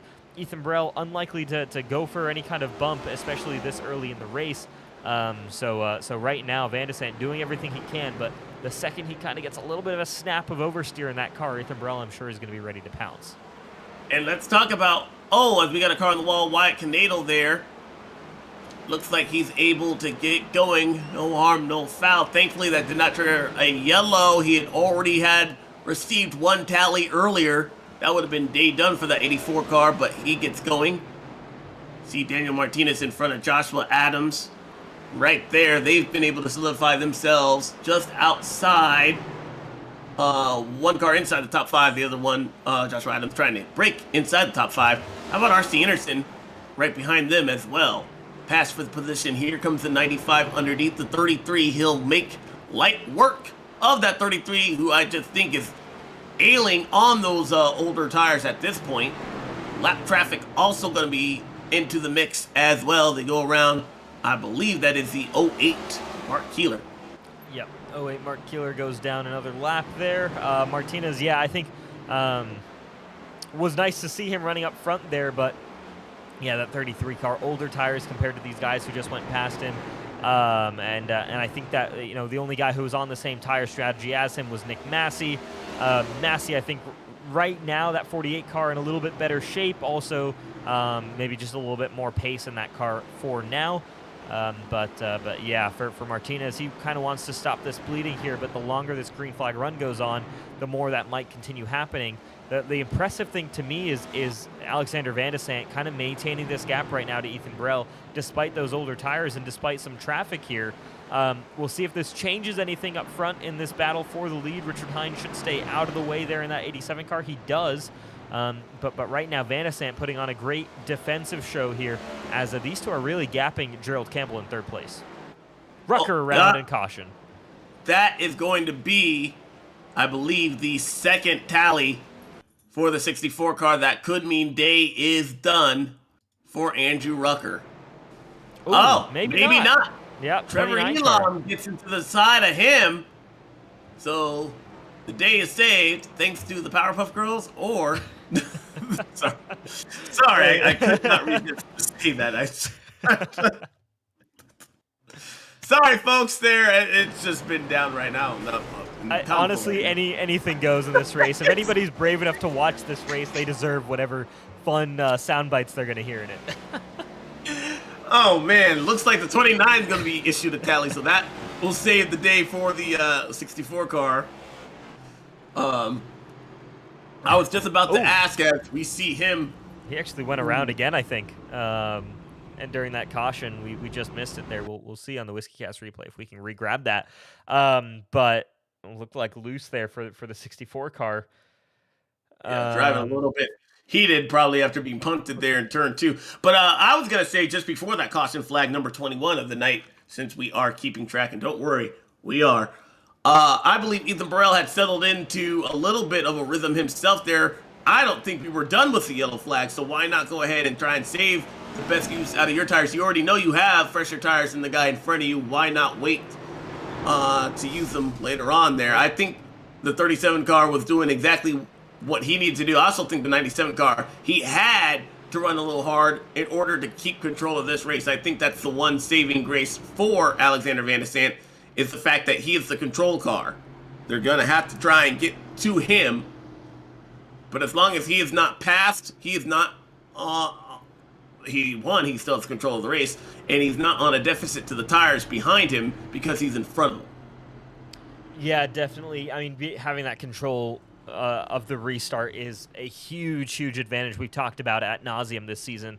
At whatever racetrack we go to, and here as well, you control when you can get that bottom lane. And that is really the way to defend here at Martinsville. As long as, it's such an interesting track, because if you are running a slower lap time, but as long as you are following that main racing line, the 37 car, any car, is going to have a really rough time getting past you. So for Van de Sant, he can kind of back himself up, lower his pace a little bit, despite the 37 car maybe closing on him. But as long as he kind of keeps himself on the bottom of the racetrack, on that bottom lane there, he should be okay. Question is, will he be moved out of the way? We have often seen push come to shove here at Martinsville. This is the part where we had NASCAR rights. I would show you the clip that saw Alex Bowman spinning out the 11 of Denny Hamlin right here in order to win last year's Martinsville race. That was an exciting one. And the birth of, well, basically all of Alex Bowman's t-shirts. Definitely. the start of that came from that race there. I don't know what Joe Gibbs racing driver we are at that continues to try and sell Alex Bowman his shirts, but Joe Gibbs Racing just seems to not be happy with Alex Bowman. Yeah, no and he kidding. seems to be always making money. So It works out for him, doesn't it? we'll see if anybody's going to be making money off another competitor's words here tonight. Gerald Campbell underneath the 3070 car. That could play a factor as well. That 97, hoping to see those guys battle side by side, perhaps even make contact with one another. They touch coming out of turn 4. They do, and I don't want to discount Alexander Van de Sant, but I think right there that could be the battle for your lead, potentially involving as well Josh Adams and Nick Massey in that group behind. But I think this group of 4 drivers over here will likely be your winner at the end of this. They seem to be on the best strategy. They seem to be the fastest cars on the racetrack, but they're going to kind of have to figure themselves out here if they want to even compete with that 97 car, because he's stretching his legs out again up front. But now it's going to be Gerald Campbell who gets the opportunity to chase him down, and if Gerald can keep his car on the bottom of the racetrack, he's the one who gets the chance now to try and pass Alexander Van de Sant for the lead. However, we did see on our longest green flag run of the night, can't believe I actually said that here, but it did happen that last run there, and that 37 car was actually able to get some distance in front of Gerald Campbell. Now things have reversed as Gerald Campbell right in front of the field. They all stack up. The 90th Scott Crump is in it. The 37 Ethan Burrell heavily damaged. Caution number 22. No words. No words. And I will say this, though, Rasav, you had just talked about everybody inside that top 4. I know. What just happened? I know. Oh, Gerald Campbell loses that 31 car. Way up it goes.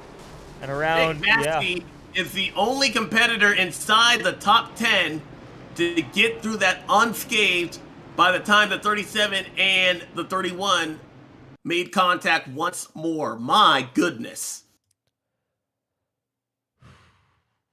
Gerald Campbell, we have talked about how he needed a good night, a clean night. It's not been a clean night overall at Martinsville, but he was looking to have the best one of his season. That curb. Oh, the curbing. Yep. Ethan Burrell, nowhere to go. Joshua Adams. Nick Massey gets through this, but the hole closes up. Trevor Elam gets a piece of it. R.C. Anderson, Wyatt Canado, Scott Crump. It's on out of turn 4 as all but 2 drivers have to suddenly get through this melee on the front stretch. Yep. So back to live pictures here. Van de Sant remains your leader on the racetrack. Josh Adams actually able to stay out on track right now. Kind of curious about that because there's big damage to that 95 car. But he might feel here that track position is more important than fixing that missing front bumper. Trevor Elam now in third position after the night that he's had. And Hunter Smith, how about that? The night that he's had as well in fourth. That's 2 of our top 4 cars. Actually, 3 of our top 5 cars don't have front bumpers on them. Oh my goodness. And I misspoke there earlier. It looks like Nick Massey perhaps did get some damage out of that as well. Yeah, Massey. So he was not inside the running order. He may have gone in and scraped the inside wall there and came to a stop, but Gerald Campbell went around and everybody had an issue. Often, I reserve stating this for Daytona and Talladega when the big one happens there over Sauve, but I'll say it once more here because I believe Martinsville, absolutely, that wreck played into it. When the leaders have a problem, it becomes everyone's problem here at Martinsville. There is nowhere to go. Absolutely no. I mean, that incident, we've seen that incident how many times tonight. Car gets loose coming off of turn number 4, especially high off of turn number 4, just transitioning, I guess, from, I think it's a concrete section there, you know, in the corners to the asphalt. Whatever that is seems to be upsetting these cars quite a bit here tonight, and caught Gerald Campbell out there. But man, I mean, look at this top 5. In fact, excuse me, 4 of the top 5 don't have front bumpers. I didn't notice Elam didn't have one, but there you go. We are catching up. We've now surpassed the 2 times, or at least we're under 2 times the number of yellows as we have greens. But I mean, look at that. The damaged cars in the top 5 right there. Yeah, and all have been involved, including the 97 car, in an issue here tonight. Alexander Van de Sant, though, he gets back going. I'm telling you, the cleanest car that we have so far leading this field. You take a look at the live pictures there as, no, these were next-gen or current-gen cars, depending on how you look at it. These are not modifieds of what they're looking like right now. Seriously looks like. I mean, look at how many cars just don't have any bumpers, or how many cars are just ridiculously damaged here right now. It's craziness. But here's Josh Adams losing spots here. We saw he was involved in that last incident. I think the damage may be a little bit more severe than Adams might have thought, but he's going to go down the racetrack to defend against Andrew Rucker. He stays in front of the 64 car. But yeah, I mean, this is just crazy right now here.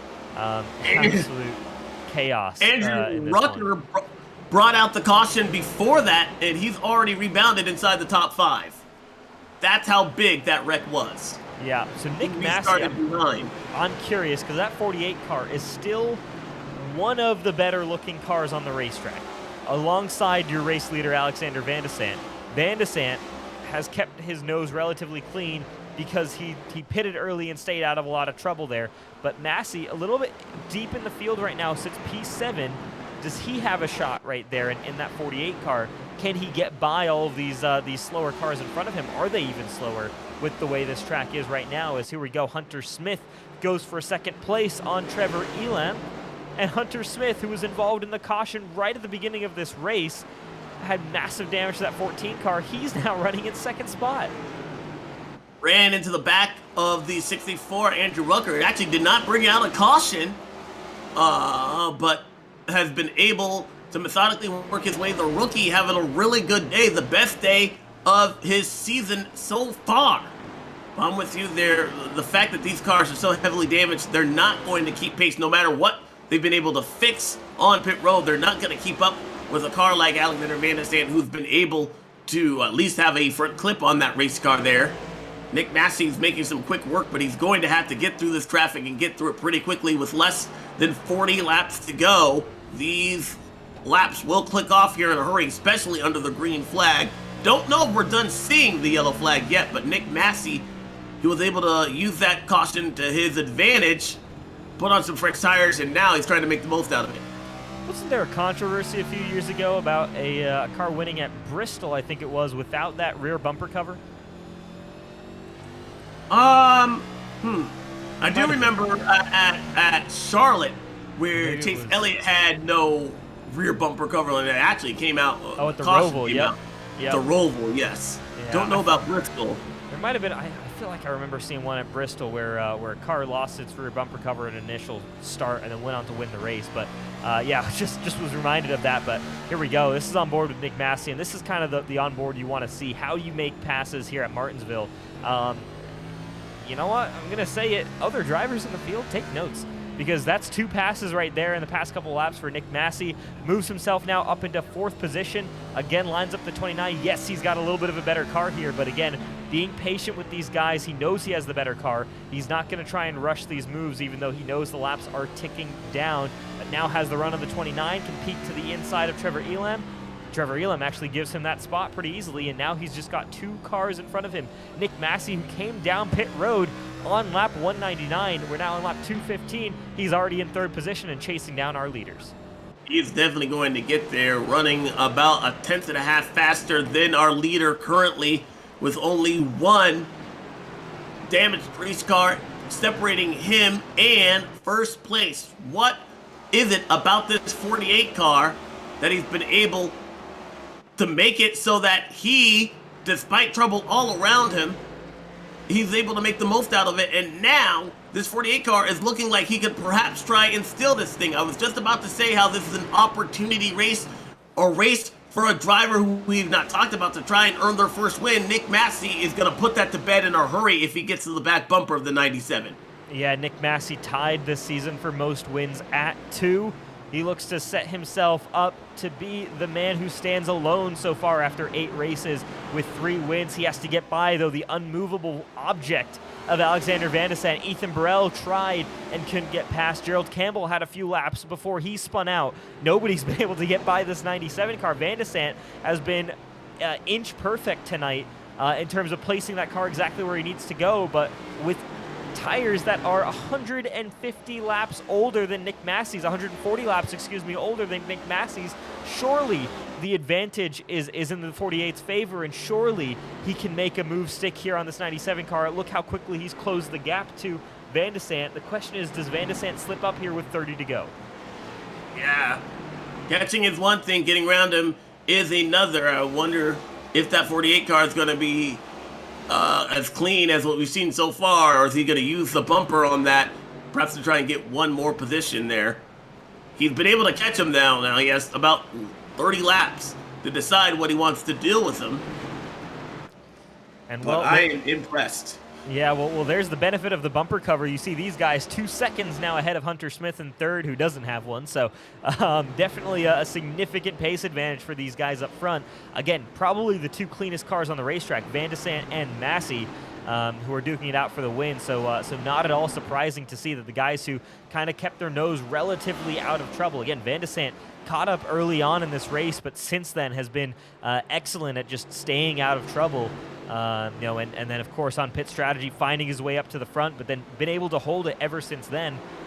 Now we're seeing that these 2 guys, the guys who, again, didn't get involved in any of the mess that went on for every other driver tonight, they're the ones who are fighting it out for this win. And it was oh so close for that 48 car. You have to think oh so close perhaps for the 97 as well. It's not over yet, but the fact that that 48 car decided to go down pit road and get through, you have to wonder if it was just a missed opportunity made by Alexander Van de Sant to know that, hey man, more than half the field involved in that crash. Now's a good time to go ahead and put 4 tires on it against your closest competitor there. But the 48 car absolutely decided to take that why not, that gamble. It's put him on 140 lap fresher tires than that of the leader there with 26 laps to go. Oh, the counter has ticked over there, Rashav. It's my favorite time of the day. Now we're going to see who we believe would win. I was going to go with that 97 car. You had already made your pick before you decided to wreck half the field. Again, send all your hate mail to Rashav as we see perhaps the battle for the lead brewing up. Yeah, here we go. Massey now with an opportunity to the inside. So finally he gets the 97 to slip up, or at least he gets his nose forced into the inside.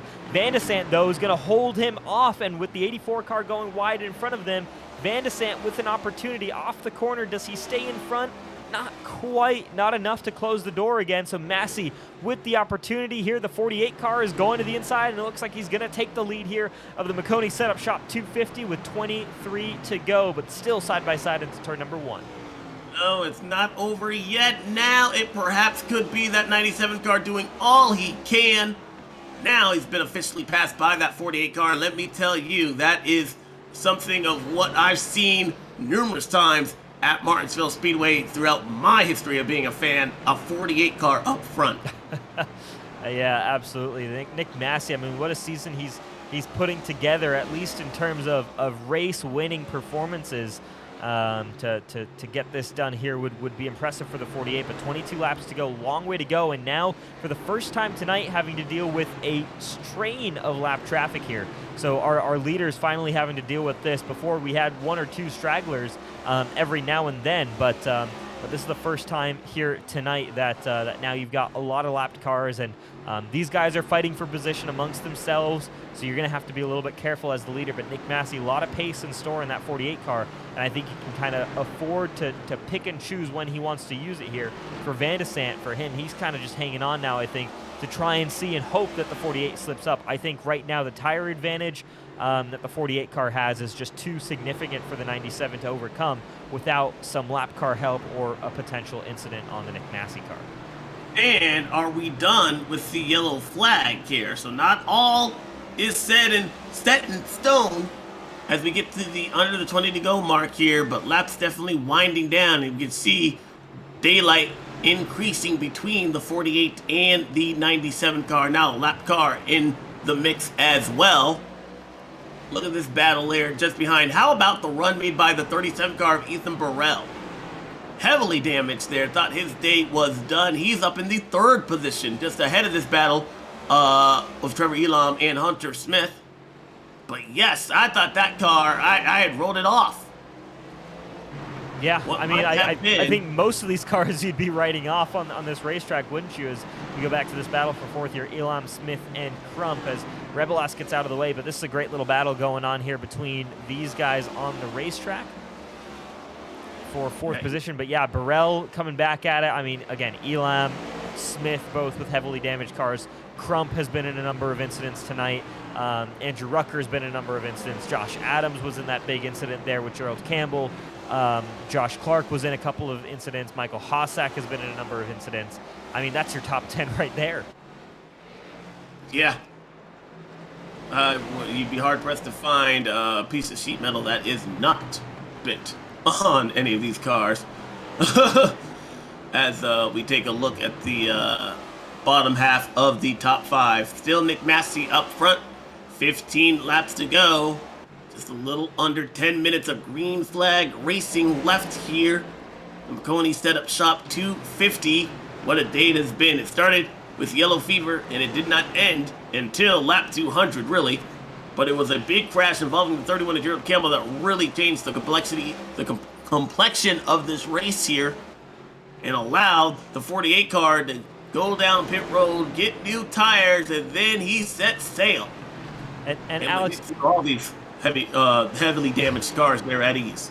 Yeah, Alex, it's safe to say this now because it is physically impossible to match this number, but this is the 2nd cleanest Elite Racing League Cup race at Martinsville in the history of the league.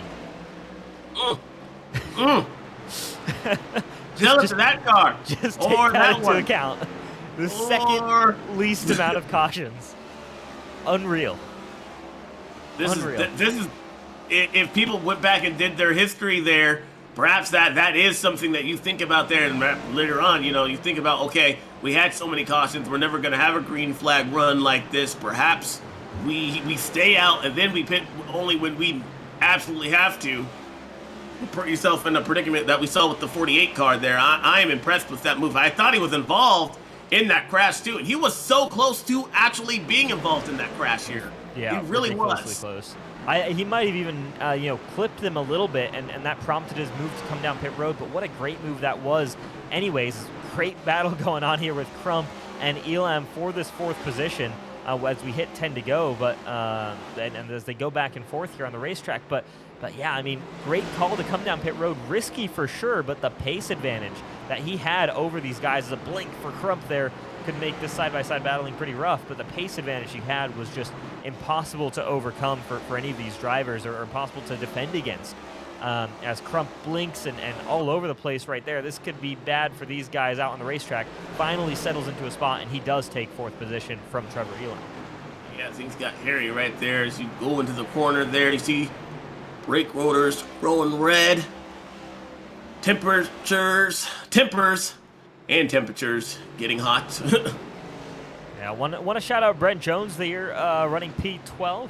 Would have probably liked a better night. We saw him. He got caught up in that big wreck with the flipped car of Mark Revelas. There's where that front damage comes from on the 89. But other than that, I think for the most part, or I maybe caught up in 1 or 2 other incidents there. But yeah, I mean, solid finish here if he's able to hold on to P12 here.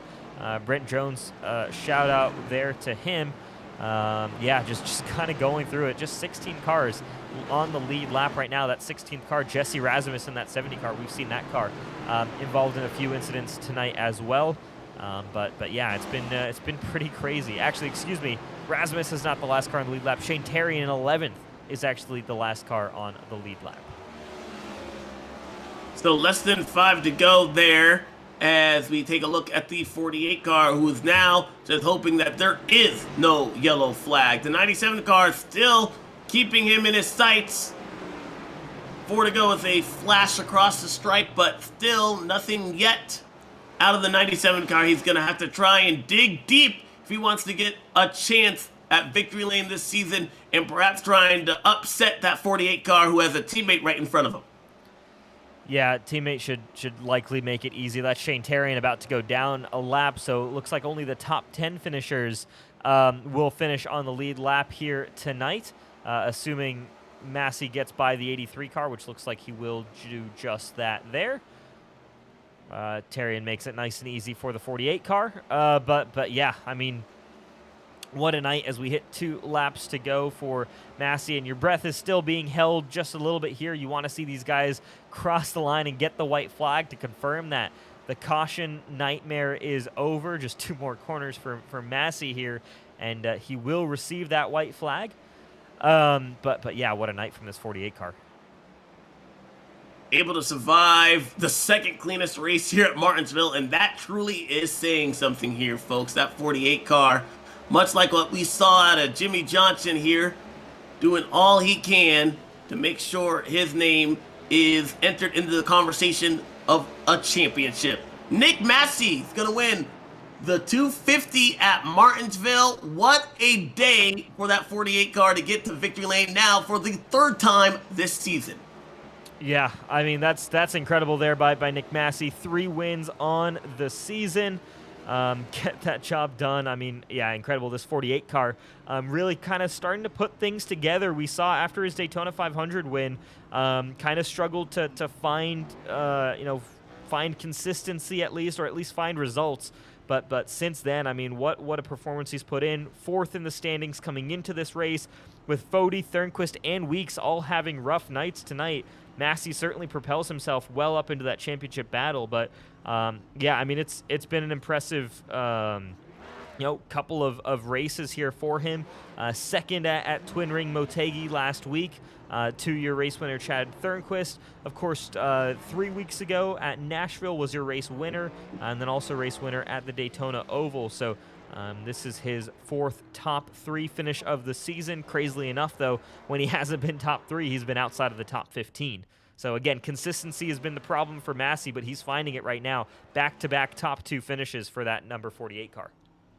You know, I'll be the first to admit, anybody that follows me on social media knows I did not like the 48 car. I still have flashbacks of Jimmy Johnson here. But there's a reason why people hate the greatest there, and that we're seeing out of this driver is greatness, especially this season, how he's been able to consistently put together some of the best races that we've seen on days where you wouldn't expect that 48 car perhaps to be there. He hadn't been around here very long, but that call to go down pit road, as he continues to celebrate right there, probably still has about 98% good on those tires.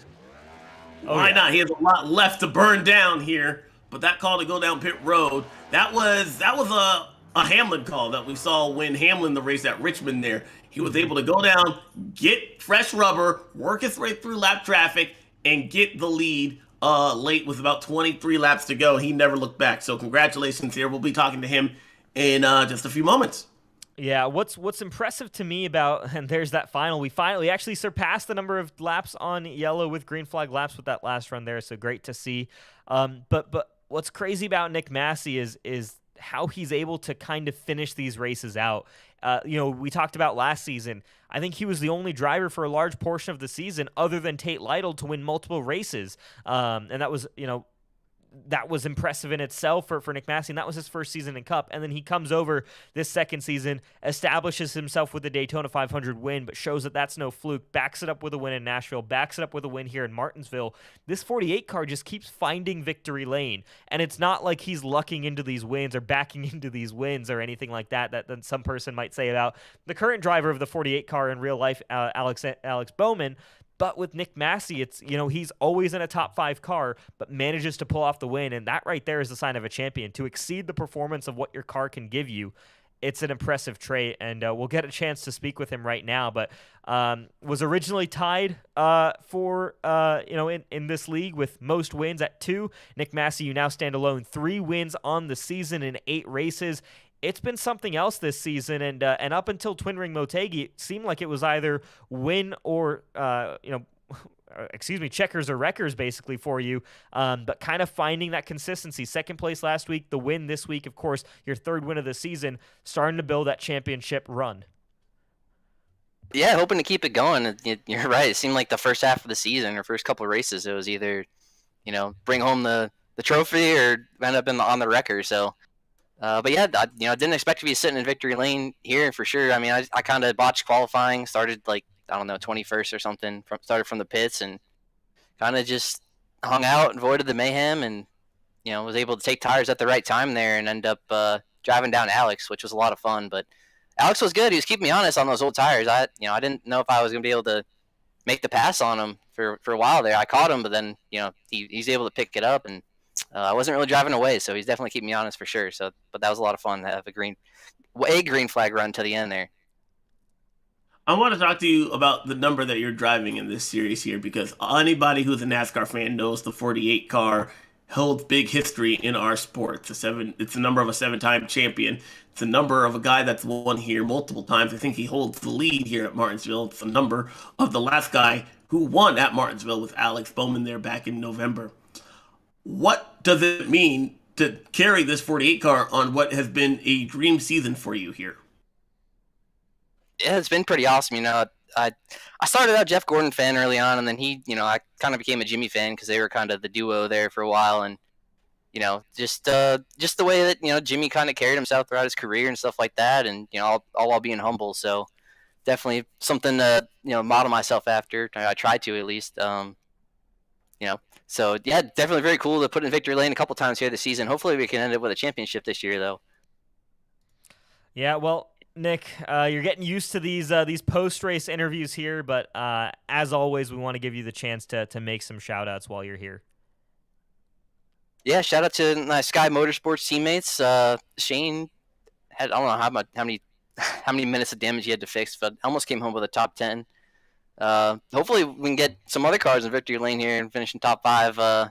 Seems like whenever they have bad runs, I end up winning, or whenever I wreck, they're up here racing for the win. So hopefully we can all have a good night eventually. But and Matt Muir for the paint, and you guys, hopefully you brought a lot of snacks for early in that race. Well, we didn't, but Chad will be expecting our bill. But congratulations there, 40. Nick Massey, it's amazing to see what you're able to do there behind the wheel. It's amazing to see you get through some of the carnage and stuff. You were able to do so, especially that last wreck. That last wreck, you were within an inch of being involved in, and then the call to go down and get tires there, brilliant.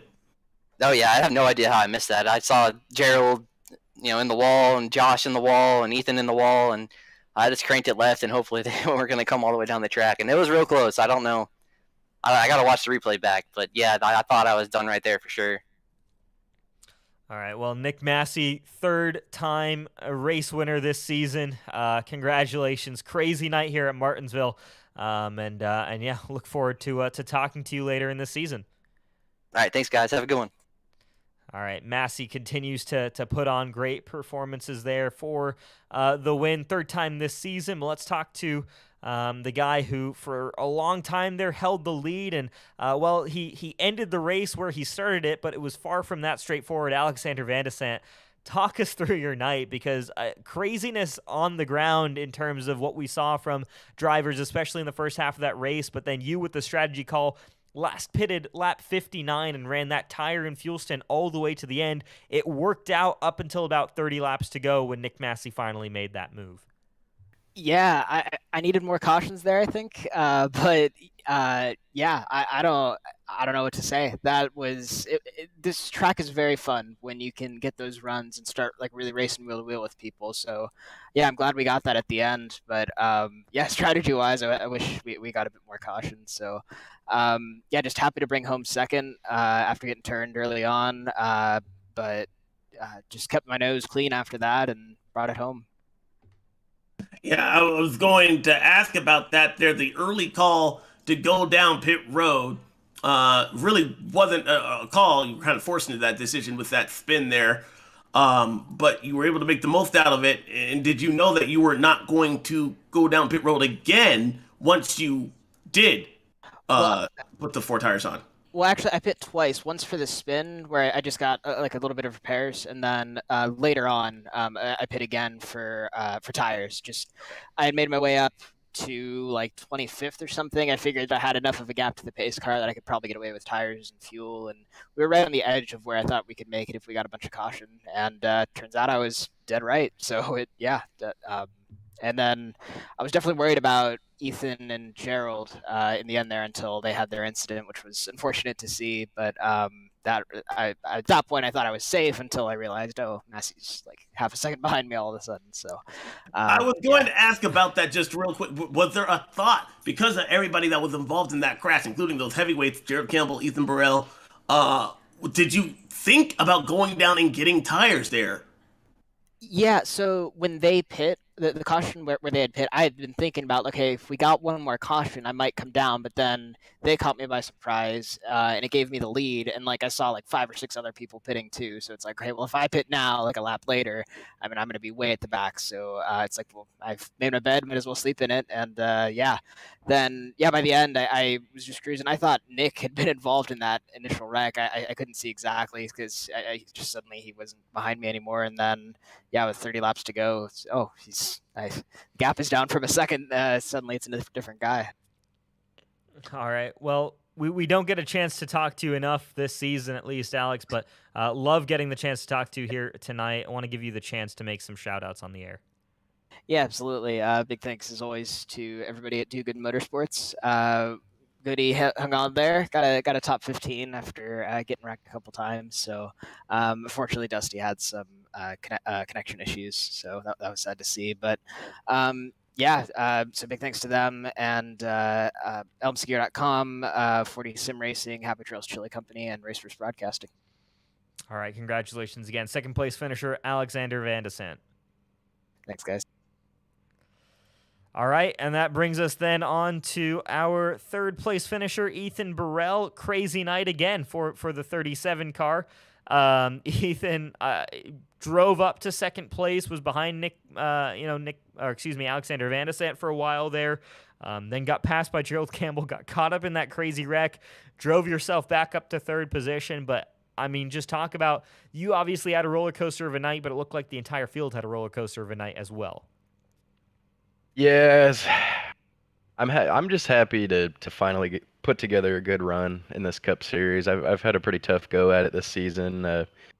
Just caught up in all sorts of different stuff, but it's kind of a shame. I was leading that group of guys with Gerald and them on the newer tires, and we were kind of fighting to see who was going to be the one to fight with Van de Sant there with the tire advantage, and then all this, Gerald got clear of me, and I figured, okay, that's fine. I'll just stay tucked behind him, see if he can open the door, and all of a sudden he was spinning right in front of me, and it ripped the car all up. But I was really quick tonight. I didn't qualify good. I spun it around in qualifying, but yeah, I was I was seeing red a little bit that last drive up through the field, and I mean I was laying down some good laps for having motor damage, and the car was. I'm surprised the motor didn't blow up. It was running hot, so I was having to change how I drove, and yeah, that roller coaster night is correct, but I am still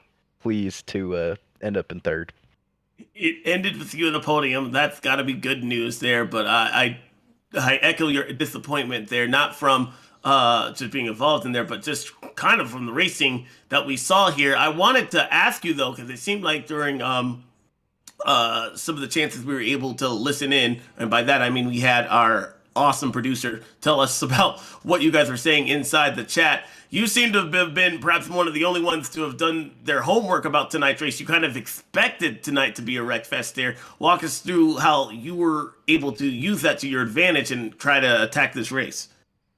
Yeah, it's just I don't know. It's an unfortunate trend when we come to this track. I love racing this racetrack, and so I mean it's just all about being quick and in a bunch of different dash races. Really, it's not. We don't usually get any sort of long runs here, so um, I'm okay on long runs normally, but I do pretty good on short runs. So I just knew it was be fast every corner you go into. You don't really have to worry too much about conserving tires, and just hope that you miss the big junk. And I missed most of it till about the last 50 laps, but I mean that's just how it goes here. It's crazy. It turns into a parking lot, and you just got to do your best and stay locked in trying to navigate through it. All right, well, Ethan, we like you were saying, we don't get enough of an opportunity to speak to you on the air, so nice to see you put together a run here at Martinsville despite the rest of the chaos that went around you, but I want to give you this chance to make some shout-outs on the air. Yeah, first of all, thanks to you guys. I know nights like tonight are long ones, so we all really appreciate all three of you guys up here sticking it out. My fiance Rachel, my grandma Betty for watching, Anthony Ludi at 213simware.com. Go get your merch from the website, and all the guys at Pro Edge Racing for making these things so much fun. Even in runs like tonight, we still have a good time in there. So yeah, just thanks again, everybody, and I'll try to end up here talking to you guys more often. All right. Well, you know how I love talking to my man E-Dog. Sorry. Oh yeah. Yeah, it's been a minute. We finally had to get one of those, Alex. Happy for you tonight there. All right, thanks guys. All right, Ethan Burrell there, P3 finisher. I mean, well, it was about a 2-hour, 15-minute race or so, 2-hour, 10-minute race there. Again, not the longest one we've seen for sure, but yeah, definitely a bit chaotic there at the start through the first half of the race or so. But then got some long runs towards the end there. A few big other incidents to kind of finish off the race, but that last green flag run, I think, is what we were hoping to have for the majority of the night. It's a shame we couldn't have that for the majority of the night, but at least to finish off with that was good to see. Well, and if you thought tonight was kind of long, you're going to have to make sure you stock up by the time we reach next week here, Rashad, because next week is the Coca-Cola 600, and that is a full event. It is a crown jewel event here. It is one that is going to be 600 miles here, and one that we get started early to bring you here. Hopefully we won't have the number of cautions that we saw here tonight in that event, but it's definitely going to be one that is going to be a tough task for a lot of these guys here, especially after tonight here. They better be going back to the drawing board to try and figure out what they can on the 1.5 mile track at Charlotte, ending next week. Yeah, that one's going to be something, isn't it? No, I mean, long races are always tough up here in the booth, that's for sure. But hopefully a 1.5 mile more traditional racetrack, it goes by, the laps tick by a little bit quicker than maybe they did here tonight. Yeah, so congratulations to Nick Massey, though. He's unstoppable at this point has to be the early champion favorite there. We'll have to get a better look at the points. I think I saw championship leader Telford. Yes, he finished 19th. Both he and Chad Frankenfield there were caught up in that issue under caution with the 87 car. So not faring well here today, but Nick Matching making the most of his day. Alexander Van der Stant, he started second, but he had an up and down day that ended up with him not losing or gaining any positions at the end of the day. And then Ethan Burrell, what might have been had he been able to avoid that spinning 31 car. But my goodness, the Maconi Setup Shop 250, it was definitely a memorable one. I'll give it that there, Rashav. It definitely was. Of course, you know, we'd love to shout out JoinAPS, C2 Freight Resources, Blue Egg Marketing, Powerhouse Recycling, like you mentioned, Maconi Setup Shop, all for supporting this league. And yeah, I think it's time to move on. Let's get these haulers packed up, move on to Charlotte, and get ready for the World 600 coming up next week. I am already way ahead of you. From all of us here for the Elite Racing Network, we hope you enjoyed tonight's broadcast here. So long from Martinsville, Virginia. We will see you next week for World 600.